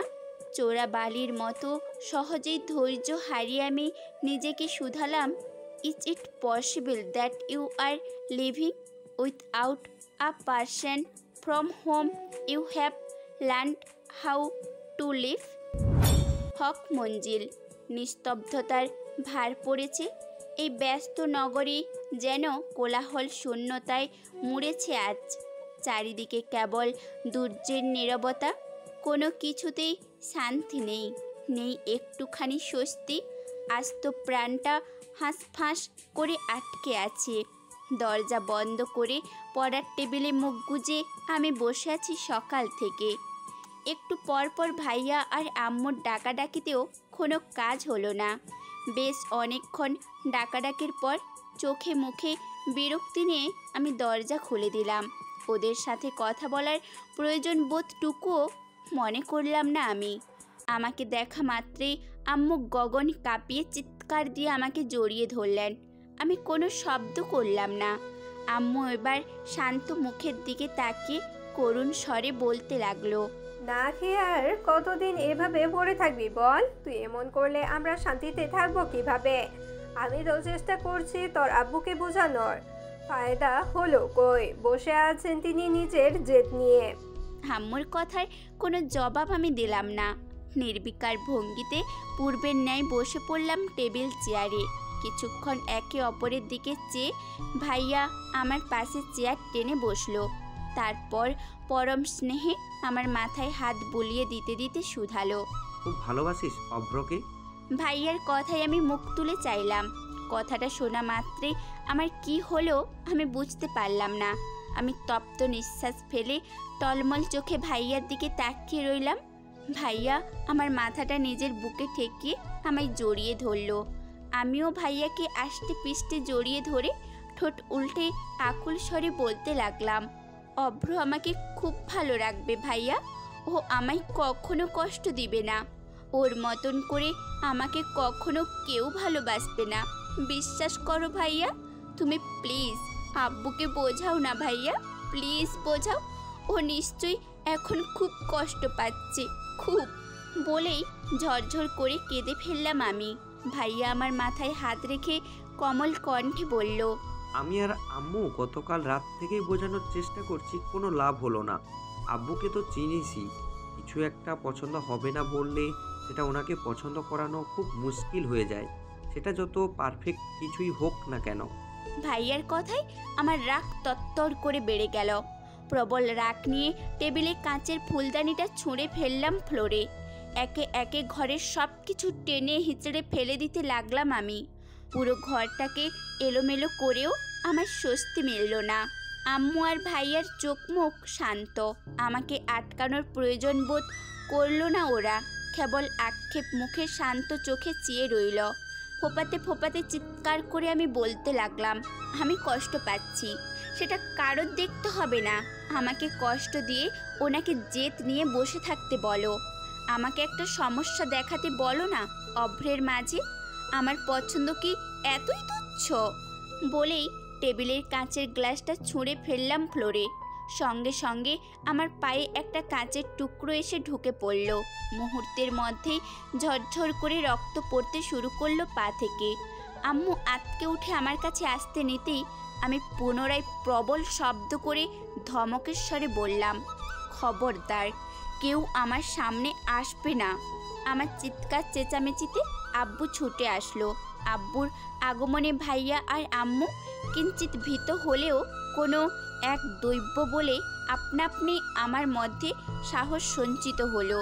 আমি গলার স্বর দ্বিগুণ বাড়িয়ে বলে উঠলাম, আমাকে মেরে ফেলো তোমরা, প্লিজ মেরে ফেলো। আমি ভালো থাকবো এটা তোমরা মেনে নিতে পারছো না, তাই না? মেরে ফেলো আমায়। এভাবে মানসিক রোগী হয়ে আমি আর বাঁচতে পারছি না আব্বু, আর পারছি না। আমার চেঁচামেচিতে আব্বু টু শব্দটি পর্যন্ত করলো না। কিছুক্ষণ আমার পায়ের দিকে চেয়ে থেকে চুপচাপ রুমে ফিরে গেল। আব্বুকে নির্বাক দেখে আম্মু চেঁচিয়ে বলতে লাগলো, আমার মেয়েটাকে কষ্ট দিয়ে খুব শান্তি হচ্ছে উনার। থাকুক শান্তিতে, আমি আর থাকবো না তোমার বাড়িতে। যেখানে আমার সন্তানদের পছন্দের মূল্যায়ন হয় না সেখানে থাকার কোনো ইচ্ছে আমার নেই। নিশির শেষ প্রহর। গত 2 দিন ধরে ঠিক মতো খাওয়া দাওয়া না হওয়ার কারণে দুর্বলতার বাসা বেঁধেছে শরীরে। তার উপর দুপুরে পা থেকে রক্ত বের হওয়ার কারণে দ্বিগুণ ক্লান্ত লাগছে আমার। ব্যান্ডেজ করা পায়ে আহত মরিচিকার মতন পড়ে রইলাম জানালার গ্রিলে মাথা ঠেকিয়ে। বাইরে ঝিরিঝিরি বৃষ্টি। জানালার গ্রিল হয়ে বৃষ্টিরা ঘরের মেঝে ছোঁয়ার চেষ্টা করছে। জানালার পাশে বসে বৃষ্টির সঙ্গে আমার কথোপকথন হলো বেশ অনেকক্ষণ ধরে। কিছুক্ষণ এভাবে বসে থাকার পর হঠাৎ ফোন বেজে উঠল আমার। ফোনের স্ক্রিনে আন্টির নাম্বারটা দেখতে পেয়ে ধরপড়িয়ে উঠে রিসিভ করলাম। আন্টি ভাগা ভাগা গলায় স্বর শোনা গেল, কেমন আছিস মা? আমি কিছুক্ষণ চুপ থেকে বড় করে নিঃশ্বাস ফেলে জবাব দিলাম, ভালো আছি। তুমি কেমন আছো? আন্টির ফোপানোর শব্দ শুনতে পেলাম। কিছুক্ষণ চুপ থেকে আন্টি বলল, কিভাবে ভালো থাকি বল? তোরা ভালো থাকতে দিচ্ছিস আমাকে? কিছুটা থেমে পুনরায় বলল, আমার ছেলেটা তোকে ছাড়া শেষ হয়ে যাচ্ছে রে মিতু। আন্টির আকুল কণ্ঠে আমি আঁতকে উঠলাম। বিষণ্ণ কণ্ঠে শুধালাম, কি হয়েছে ওর? আন্টি নাক টেনে জবাব দিল, আজ 2 দিন ধরে বাসায় আসছে না। কোথায় আছে, কি করছে কিচ্ছু জানি না। ফোনটাও বন্ধ করে রেখেছে। আত্মীয় স্বজন বন্ধু বান্ধব কারো বাসায় যায়নি। ভাবলাম তোকে একটু ফোন করে জিজ্ঞেস করি কোনো খোঁজ পেয়েছিস কি না। একটু থেমে আবার বলতে লাগলো, আমার ছেলেটা কেমন শান্ত হয়ে গেল রে মিতু। আমার অভ্রটা এমন ছিল না। সেদিন কি হয়েছে জানিস? আমি নামাজে বসেছি, অভ্র চুপচাপ আমার রুমে ঢুকে বেশ কিছুক্ষণ আমার দিকে তাকিয়ে রইল। নামাজ শেষ হতেই আমাকে কিছু বলার সুযোগ না দিয়ে আমার কোলে শুয়ে 2 হাত দিয়ে আষ্টে পৃষ্ঠে আমাকে জড়িয়ে ধরে বলতে লাগলো, আম্মু, আমার খুব যন্ত্রণা হচ্ছে। তুমি একটু দোয়া পড়ে আমার মাথায় ফু দিয়ে দাও, যাতে আমার যন্ত্রণা একটু কমে। আমি আর পারছি না আম্মু। আন্টির কথায় আমার গলায় কথাটাও সব আটকে আসতে চাইল। ওকে নিয়ে চিন্তার পরিমাণ যে দ্বিগুণ হয়ে উঠল আমার। দুশ্চিন্তায় নিঃশ্বাস বন্ধ হওয়ার উপক্রম হলো। কিছুক্ষণ থ মেরে বসে থেকে কোনো রকমে কাঁপা কাঁপা গলায় বললাম, তুমি চিন্তা করো না, আমি দেখছি। রাত 3টায় অভ্রের ফোন খোলা পাওয়া গেল। বেশ অনেকক্ষণ যাবৎ রিং হলেও অপর প্রান্ত থেকে ফোন রিসিভ হলো না। আমার ছটফটানি আরও বাড়তে লাগলো। কিছুক্ষণ পর ফোন এলো অভ্রের নাম্বার থেকে। আমি চটজলদি ফোনটা রিসিভ করে হাঁপাতে হাঁপাতে শুধালাম, কোথায় আছিস তুই? কোনো জবাব এলো না। আমি পুনরায় জিজ্ঞেস করলাম, অভ্র প্লিজ কথা বল। কি করলে একটু স্বস্তি পাবো বলতে পারিস? অভ্রের আক্ষেপ ভরা কণ্ঠ শোনা গেল। আমি কান্না আটকানোর চেষ্টা করে বললাম, কোথায় আছিস? তোর বাসার সামনে। আমি ধরফড়িয়ে বারান্দার দরজা মেলে দিলাম। অভ্রের স্নিগ্ধ মুখটা বেঁচে আসলো চোখের সামনে। সব সময় পরিপাটি হয়ে থাকা ছেলেটাকেও কেমন এলোমেলো দেখালো আজ। ওর চোখে মুখে রাজ্যের ক্লান্তিভাব। করুণ চোখে আমার মুখটাই তাকিয়ে থেকে মৃদু করে হাসলো অভ্র। আমার চোখ বেয়ে গড়িয়ে পড়ল এক ফোঁটা পানি। এই বুঝি প্রাণটা আমার যাই যাই করে উঠল। আমি দুর্বলতা আড়াল করার চেষ্টা করে নিষ্ঠুর স্বরে বললাম, আন্টি টেনশন করছে খুব, বাসায় যা। অভ্র পুনরায় মৃদু হেসে শুধালো, তুই টেনশন করছিস না? আমি জবাব দিলাম না। কিছুক্ষণ এভাবেই তাকিয়ে রইলাম ওর কমল চেহারায়। কি ভেবে পাশের বারান্দায় ফিরে তাকাতেই আব্বুকে চোখে পড়ল। পাঞ্জাবির পকেটে হাত ঢুকিয়ে কেমন শীতল দৃষ্টিতে তাকিয়ে আছেন আব্বু। আব্বু আম্মু রুমটা আমার রুমের পাশাপাশি হওয়াতে আব্বুর আগমন সহজেই আমার চোখে পড়ল। আব্বুকে দেখার পরও আমার এতটুকুও ভয় হলো না। অভ্রও পূর্বের ন্যায় দাঁড়িয়ে আছে শির নিচু করে। অভ্রের স্নিগ্ধ মুখটা দেখেও আব্বুর মায়া হলো কিনা আমি বুঝতে পারলাম না। কিছুক্ষণ চুপচাপ দাঁড়িয়ে থেকে পুনরায় রুমে ফিরে গেল আব্বু। আমি নিরাশ চোখে চেয়ে রইলাম আব্বুর যাওয়ার পানে। 2 দিন পর অতিরিক্ত রাত জাগার কারণে আজকে সকাল 10টায়ও আমার ঘুম ভাঙল না। 11টার সময় কয়েকজনের হাসাহাসির আওয়াজে বিরক্তি নিয়ে চোখ মেলে তাকালাম আমি। চোখ মেলতেই আঁতকে উঠলাম। ভূতের মতো 4 জোড়া চোখের মালিকগণ নিজেদের অতি মূল্যবান শিরসমূহ এক করে আমার দিকে তাকিয়ে আছে। এদের দেখা মাত্রই আমি ধরফড়িয়ে উঠে বসলাম।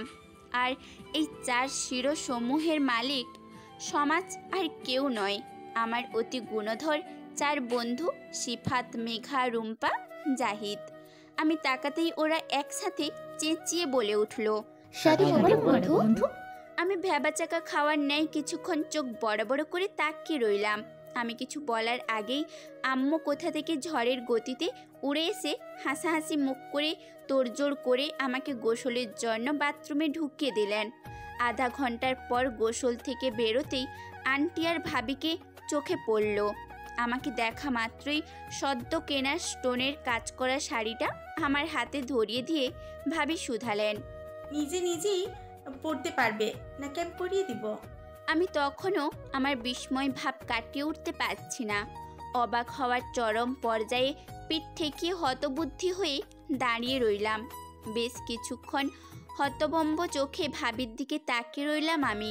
উত্তরে তিনি রহস্যময় লাজুক হাসি ঠোঁটে ঝুলিয়ে আলতো করে আমার নাক টেনে দিয়ে চলে গেলেন। সব কিছু এমন তড়িৎ গতিতে ঘটছে যে আমি আমার কৌতূহলী চোখ কারোর ওপর ফেলবো এমন সময় পেলাম না। হতবুদ্ধি হয়ে বসে বসে কিছুক্ষণ দাঁত দিয়ে নখ খুঁটলাম। তারপর মাথা চুলকাতে চুলকাতে নিজেই নিজেকে শুধালাম, are you dreaming Mitu, or it is a coincidence? তারপর নিজেই সেটার উত্তর দিলাম, no, you are not dreaming, this is what your destination is. অতিরিক্ত সুখে মানুষ বোধহয় কিংকর্তব্যবিমূঢ় হয়ে পড়ে। আমার অবস্থাও হয়েছে সেরকম। প্রশান্তির সাগরে ডুবে রীতিমতো হাবুডুবু খাচ্ছি আমি। বিশেষ কোনো দিনে মানুষের খানিক বেশি বিশেষ অনুভূতি হয়তো হয়, কিন্তু আমার অনুভূতিরা আজ বিশেষদের বিশেষত্বে ছাড়িয়ে গিয়েছে। চারিদিকে যেন প্রজাপতিতে নৃত্য দেখতে লাগলাম আমি। বাইরে ঝিরিঝিরি বৃষ্টিও আমার চোখে মুক্ত ঝরে পড়ার দৃশ্য বলে মনে হতে লাগলো। একটা শীতল হাওয়া কোথা থেকে উড়ে এসে উড়িয়ে দিতে চাইলো আমার চুল। হৃদয়ের গহীনে থেকে কেমন বসন্ত বসন্ত সুবাস ভেসে এলো। একটা মিষ্টি সুর কানের কাছে এসে বারবার আমাকে জানান দিয়ে যাচ্ছে, এটাই বুঝি সেই কাঙ্ক্ষিত গোধূলি লগন।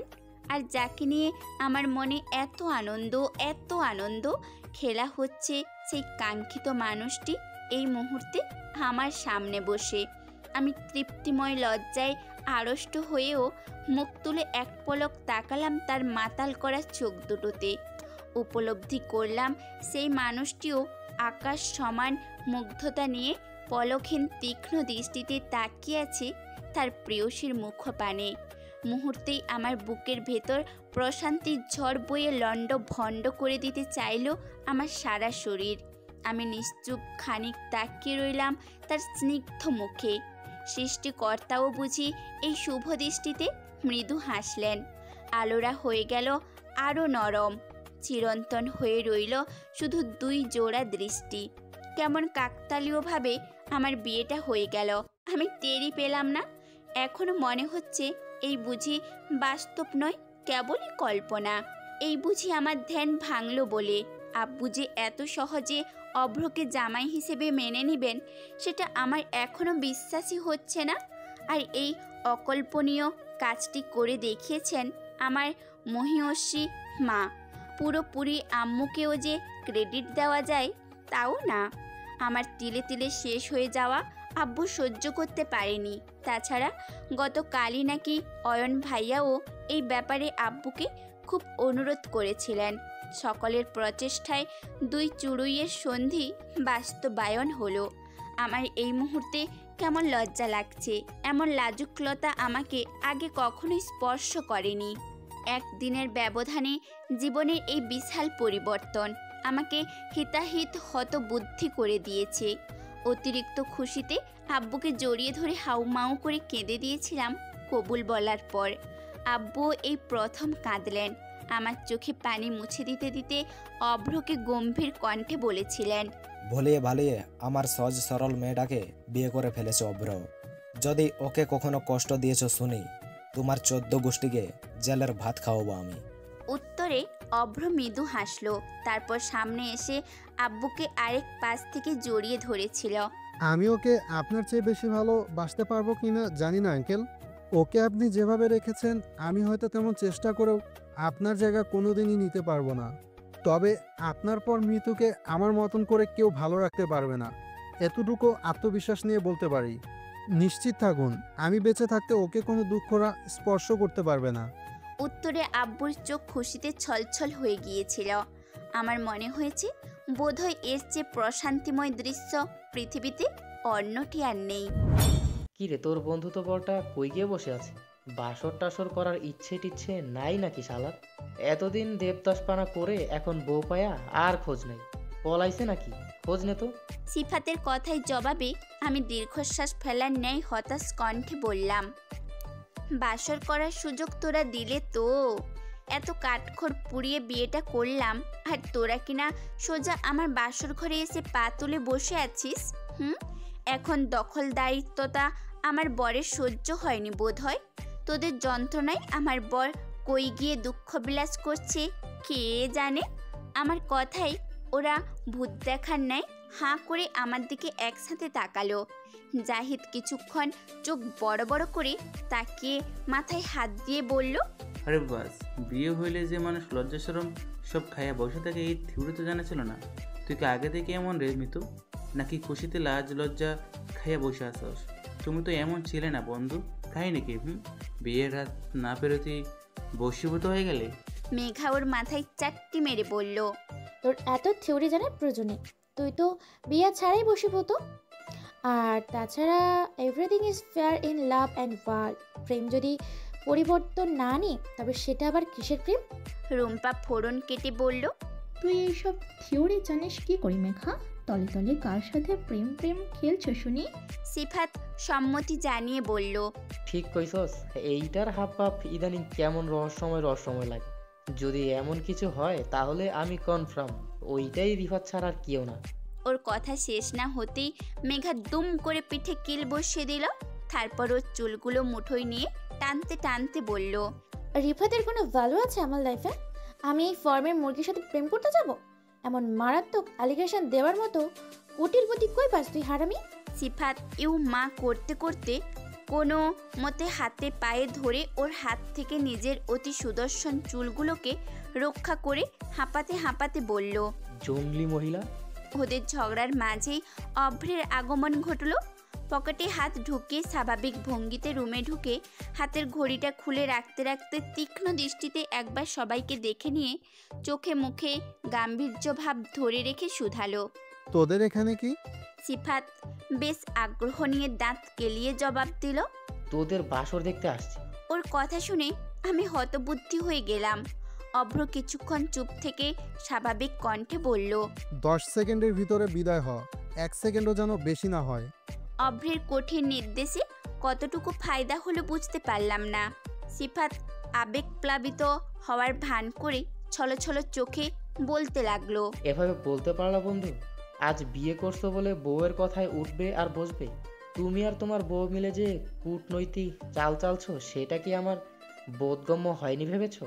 ওর কথায় অভ্র ভ্রু ঝাঁকিয়ে এক পলক তাকিয়ে বিরক্তি নিয়ে মুখে চসূচক শব্দ করে বলল, তুই 10 সেকেন্ড অতিক্রম করে ফেলেছিস। সিফাত পুনরায় ঠোঁট উল্টে বলল, একটু বাসরই তো দেখতে এসেছিলাম, এটা কি খুব বড় অন্যায় হয়ে গেল? মেঘা মাথার দুই দিকে বাঁকিয়ে বোঝালো, না, এটা মোটেও কোনো অন্যায়ের কাতারে পড়ে না, এটা তো বড় পুণ্যের কথা। পৃথিবী বড়ই নিষ্ঠুর রে মেঘা। সারা বছর চোখের সামনে প্রেম প্রেম খেলা, এখন বাসর করার বেলায় গোপনে গোপনে চুপি চুপি সেরে ফেলা। ওর কথায় আমরা সকলে যেন আকাশ থেকে পড়লাম। অভ্র কিছুক্ষণ অগ্নিদৃষ্টি নিক্ষেপ করে তাকাতেই এক দৌড়ে সিফাত বাইরে চলে গেল। বাকিরাও ওর পেছন পেছন ছুট লাগালো। বেশ অনেকক্ষণ পর অভ্র ফ্রেশ হয়ে এসে আমাকে পূর্বের ন্যায় বসে থাকতে দেখে ভ্রু বাঁকিয়ে তাকালো। অভ্রের দৃষ্টি আকর্ষণ সূচক কাশির শব্দেও আমি ঘোমটা তুলে তাকালাম না। আমার মনোযোগ পেতেও এবার আস্তে আস্তে আমার পাশে এসে বসলো। তারপর আলতো করে আমার হাতটা মুঠোই করে বলল, চাঁদ মুখটা দেখার সৌভাগ্য হবে কি মিসেস অব্র? আমি কোনো জবাব দিলাম না। খুব লজ্জা লাগছে আমার। লজ্জার কোথায় নিজেকে আড়াল করব বুঝতেই পারলাম না। অভ্র বেশ কিছুক্ষণ থ মেরে বসে বিরক্তি নিয়ে বলল, ধুরবাল, অন্য সরাতো। আমি ওর যে দ্বিগুণ চেঁচিয়ে বলে উঠলাম, এই গর্ধপ, ঘোমটাটা কি আমি নিজে নিজে তুলবো নাকি? হুম, তুই তুলে দিবি। মুভিতে দেখিস না, নায়িকারা লজ্জাবতী লতার মতো নাক পর্যন্ত ঘোমটা নামিয়ে বাসর ঘরে বসে থাকে, আর নায়করা আস্তে আস্তে ঘোমটা তুলে বলে, মাশাআল্লাহ, অপূর্ব। এর জন্যই আব্বু সমবয়সী ছেলের সাথে বিয়ে দিতে চায়নি। সব বুঝিয়ে দিতে হবে তোকে আমার। আমি অভ্রের মুখ না দেখতে পেলেও স্পষ্ট উপলব্ধি করলাম ও ভ্যাবাচাকা খাওয়ার নেই চুপ করে আছে। আমি এমন কিছু বলে বসবো বেচারা হয়তো আজ করতে পারেনি। কিছুক্ষণ চুপ থেকে অভ্র এবার আমার কানের কাছে এসে মুখে শয়তানি হাসি ঝুলিয়ে ফিসফিস করে বলতে লাগলো, সমবয়সী বর কি কি করতে পারে দেখতে চাস? আমি আঁতকে উঠলাম।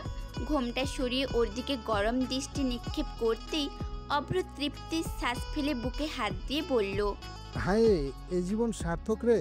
প্রতিদিন রাতে এই রূপের আলিঙ্গনে মগ্ন থাকবো, আবার চোখ মেলে এই রূপই দেখতে পারবো। আহ, জীবনে আর কি প্রয়োজন আমার? ওর কথায় আমার রাগ মিলিয়ে গেল। আমি মুখ ফিরিয়ে লাজুক হাসলাম। অভ্র তৃপ্তি নিয়ে চেয়ে রইল আমার হাসি ভরা মুখে। আমিও পলকহীন চোখে চেয়ে আস্কারা দিলাম ওর অবাধ্য চোখ দুটোকে। কিছুক্ষণ শান্ত চোখে কথোপকথনের পর আমি লজ্জায় নিজেই মুখ লুকিয়ে নিলাম ওর বুকে। আস্তে পিস্তে জড়িয়ে ধরলাম ওকে। এই স্বর্গীয় দিন আমাকে ঠিক স্বর্গীয় প্রশান্তিতে ডুবিয়ে রাখতে চাইল। সে আমার অধিকার, আমার বৈধ অধিকার। আর কোনো বিপত্তি পোহাতে হবে না। তার বুকে মাথা ঠেকাতে ইচ্ছে হলে আমার চোখে পানি, দুঃখ না, তৃপ্তিময় তার অশ্রু। আমি ওর বুকে মুখ ডুবিয়ে আকুল কণ্ঠে বলে উঠলাম, আমাকে ভালো করে জড়িয়ে ধর না অভ্র। অভ্র ধমকের স্বরে বলল, একটা থাপ্পড় লাগাবো। স্বামীর প্রতি কোনো সম্মানবোধ নেই? তুমি করে বল। আমি ভ্রু বাঁকিয়ে শুধালাম, তা আপনি বুঝি বিয়ের রাতে নববধূকে তুইতুকারি করে খুব সম্মান প্রদর্শন করেছেন, তাই না? হুম। অভ্র হেসে ফেলল। তারপর মৃদু স্বরে বলল, একবার তুমি করে বলো প্লিজ। আমি ওর গালে আমার নরম হাতটা রেখে মিষ্টি কণ্ঠে বললাম, ওগো শুনছো? অভ্র আমায় প্রশ্রয় দিয়ে বলল, শুনছি তো জান। বউ তোমাকে খুব ভালোবাসে। বলেছিলাম না, যেদিন তোমার মায়ের বাদর ছেলেটা আমাকে বিয়ে করবে সেদিনই ভালোবাসি বলে দেব। রেখেছি তো কথা। অভ্র মৃদু হেসে জবাব দিল। খুব রেখেছো বউ। কিছুক্ষণ অপলক দৃষ্টিতে তাকিয়ে থেকে আমি ওর গালে আমার নরম ঠোঁটের স্পর্শ আলতো করে বসিয়ে দিলাম। আমার সান্নিধ্য পেয়ে প্রশ্রয়ে সেও বেপরোয়া পুরুষ নিজের তপ্ত হাতে স্পর্শ বসিয়ে দিল আমার লতানো কোমরটায়। কোমরে হালকা চাপ অনুভব হতেই আমি আঁতকে উঠে ওর চোখের দিকে তাকালাম। সে আমার কৌতূহলী কমল চোখের পরোয়া না করে কেমন ঝড়ের গতিতে উন্মাদের মতো মুখ ডুবিয়ে দিল আমার ঘাড়ে। তার উষ্ণ আলিঙ্গনে হিতাহিত জ্ঞান শূন্য হয়ে পড়লাম আমি। পাগলা ঘোড়ার মতো অবাধ্যতায় দেখাতে লাগলো তার হাত দুটো। তারপর নিজের তপ্ত ঠোঁট দুটোর স্পর্শ বসিয়ে দিল আমার ওষ্ঠদয়ে। আমার নরম মুখটা তার খোঁচা খোঁচা পুরুষালী দাড়ির উষ্ণ স্পর্শে ছোঁয়ায় কেঁপে কেঁপে উঠল। বেশ কিছুক্ষণ পর মুখের ওপর থাকা তার অবাধ্য স্বরটা আমার কানের কাছে এসে একটা উষ্ণ শ্বাস ফেলে বলে উঠল, আমার চোখে তোর আজন্ম সর্বনাশ মিতু। হ্যালো বন্ধুরা, তোমাদের সবাইকে অনেক অনেক ধন্যবাদ এতক্ষণ আমাদের সঙ্গে থাকার জন্য। আমাদের গল্পগুলো তোমাদের কাছে ভালো লাগলে, তোমাদের হৃদয় স্পর্শ করতে পারলে অবশ্যই আমাদের চ্যানেলটি সাবস্ক্রাইব করে এবং তোমাদের মূল্যবান মতামত কমেন্ট করে আমাদের সঙ্গেই থাকবে। আর হ্যাঁ, গল্পটি ভালো লাগলে অবশ্যই তোমাদের বন্ধুদের সাথে শেয়ার করতে ভুলবে না। আমাদের পরবর্তী গল্প পেতে আমাদের চ্যানেলের সঙ্গেই থাকবে। খুব শীঘ্রই আপলোড করা হবে পরবর্তী গল্প। ততক্ষণে আমাদের সঙ্গেই থাকো। আজকের মতো টাটা, বাই বাই।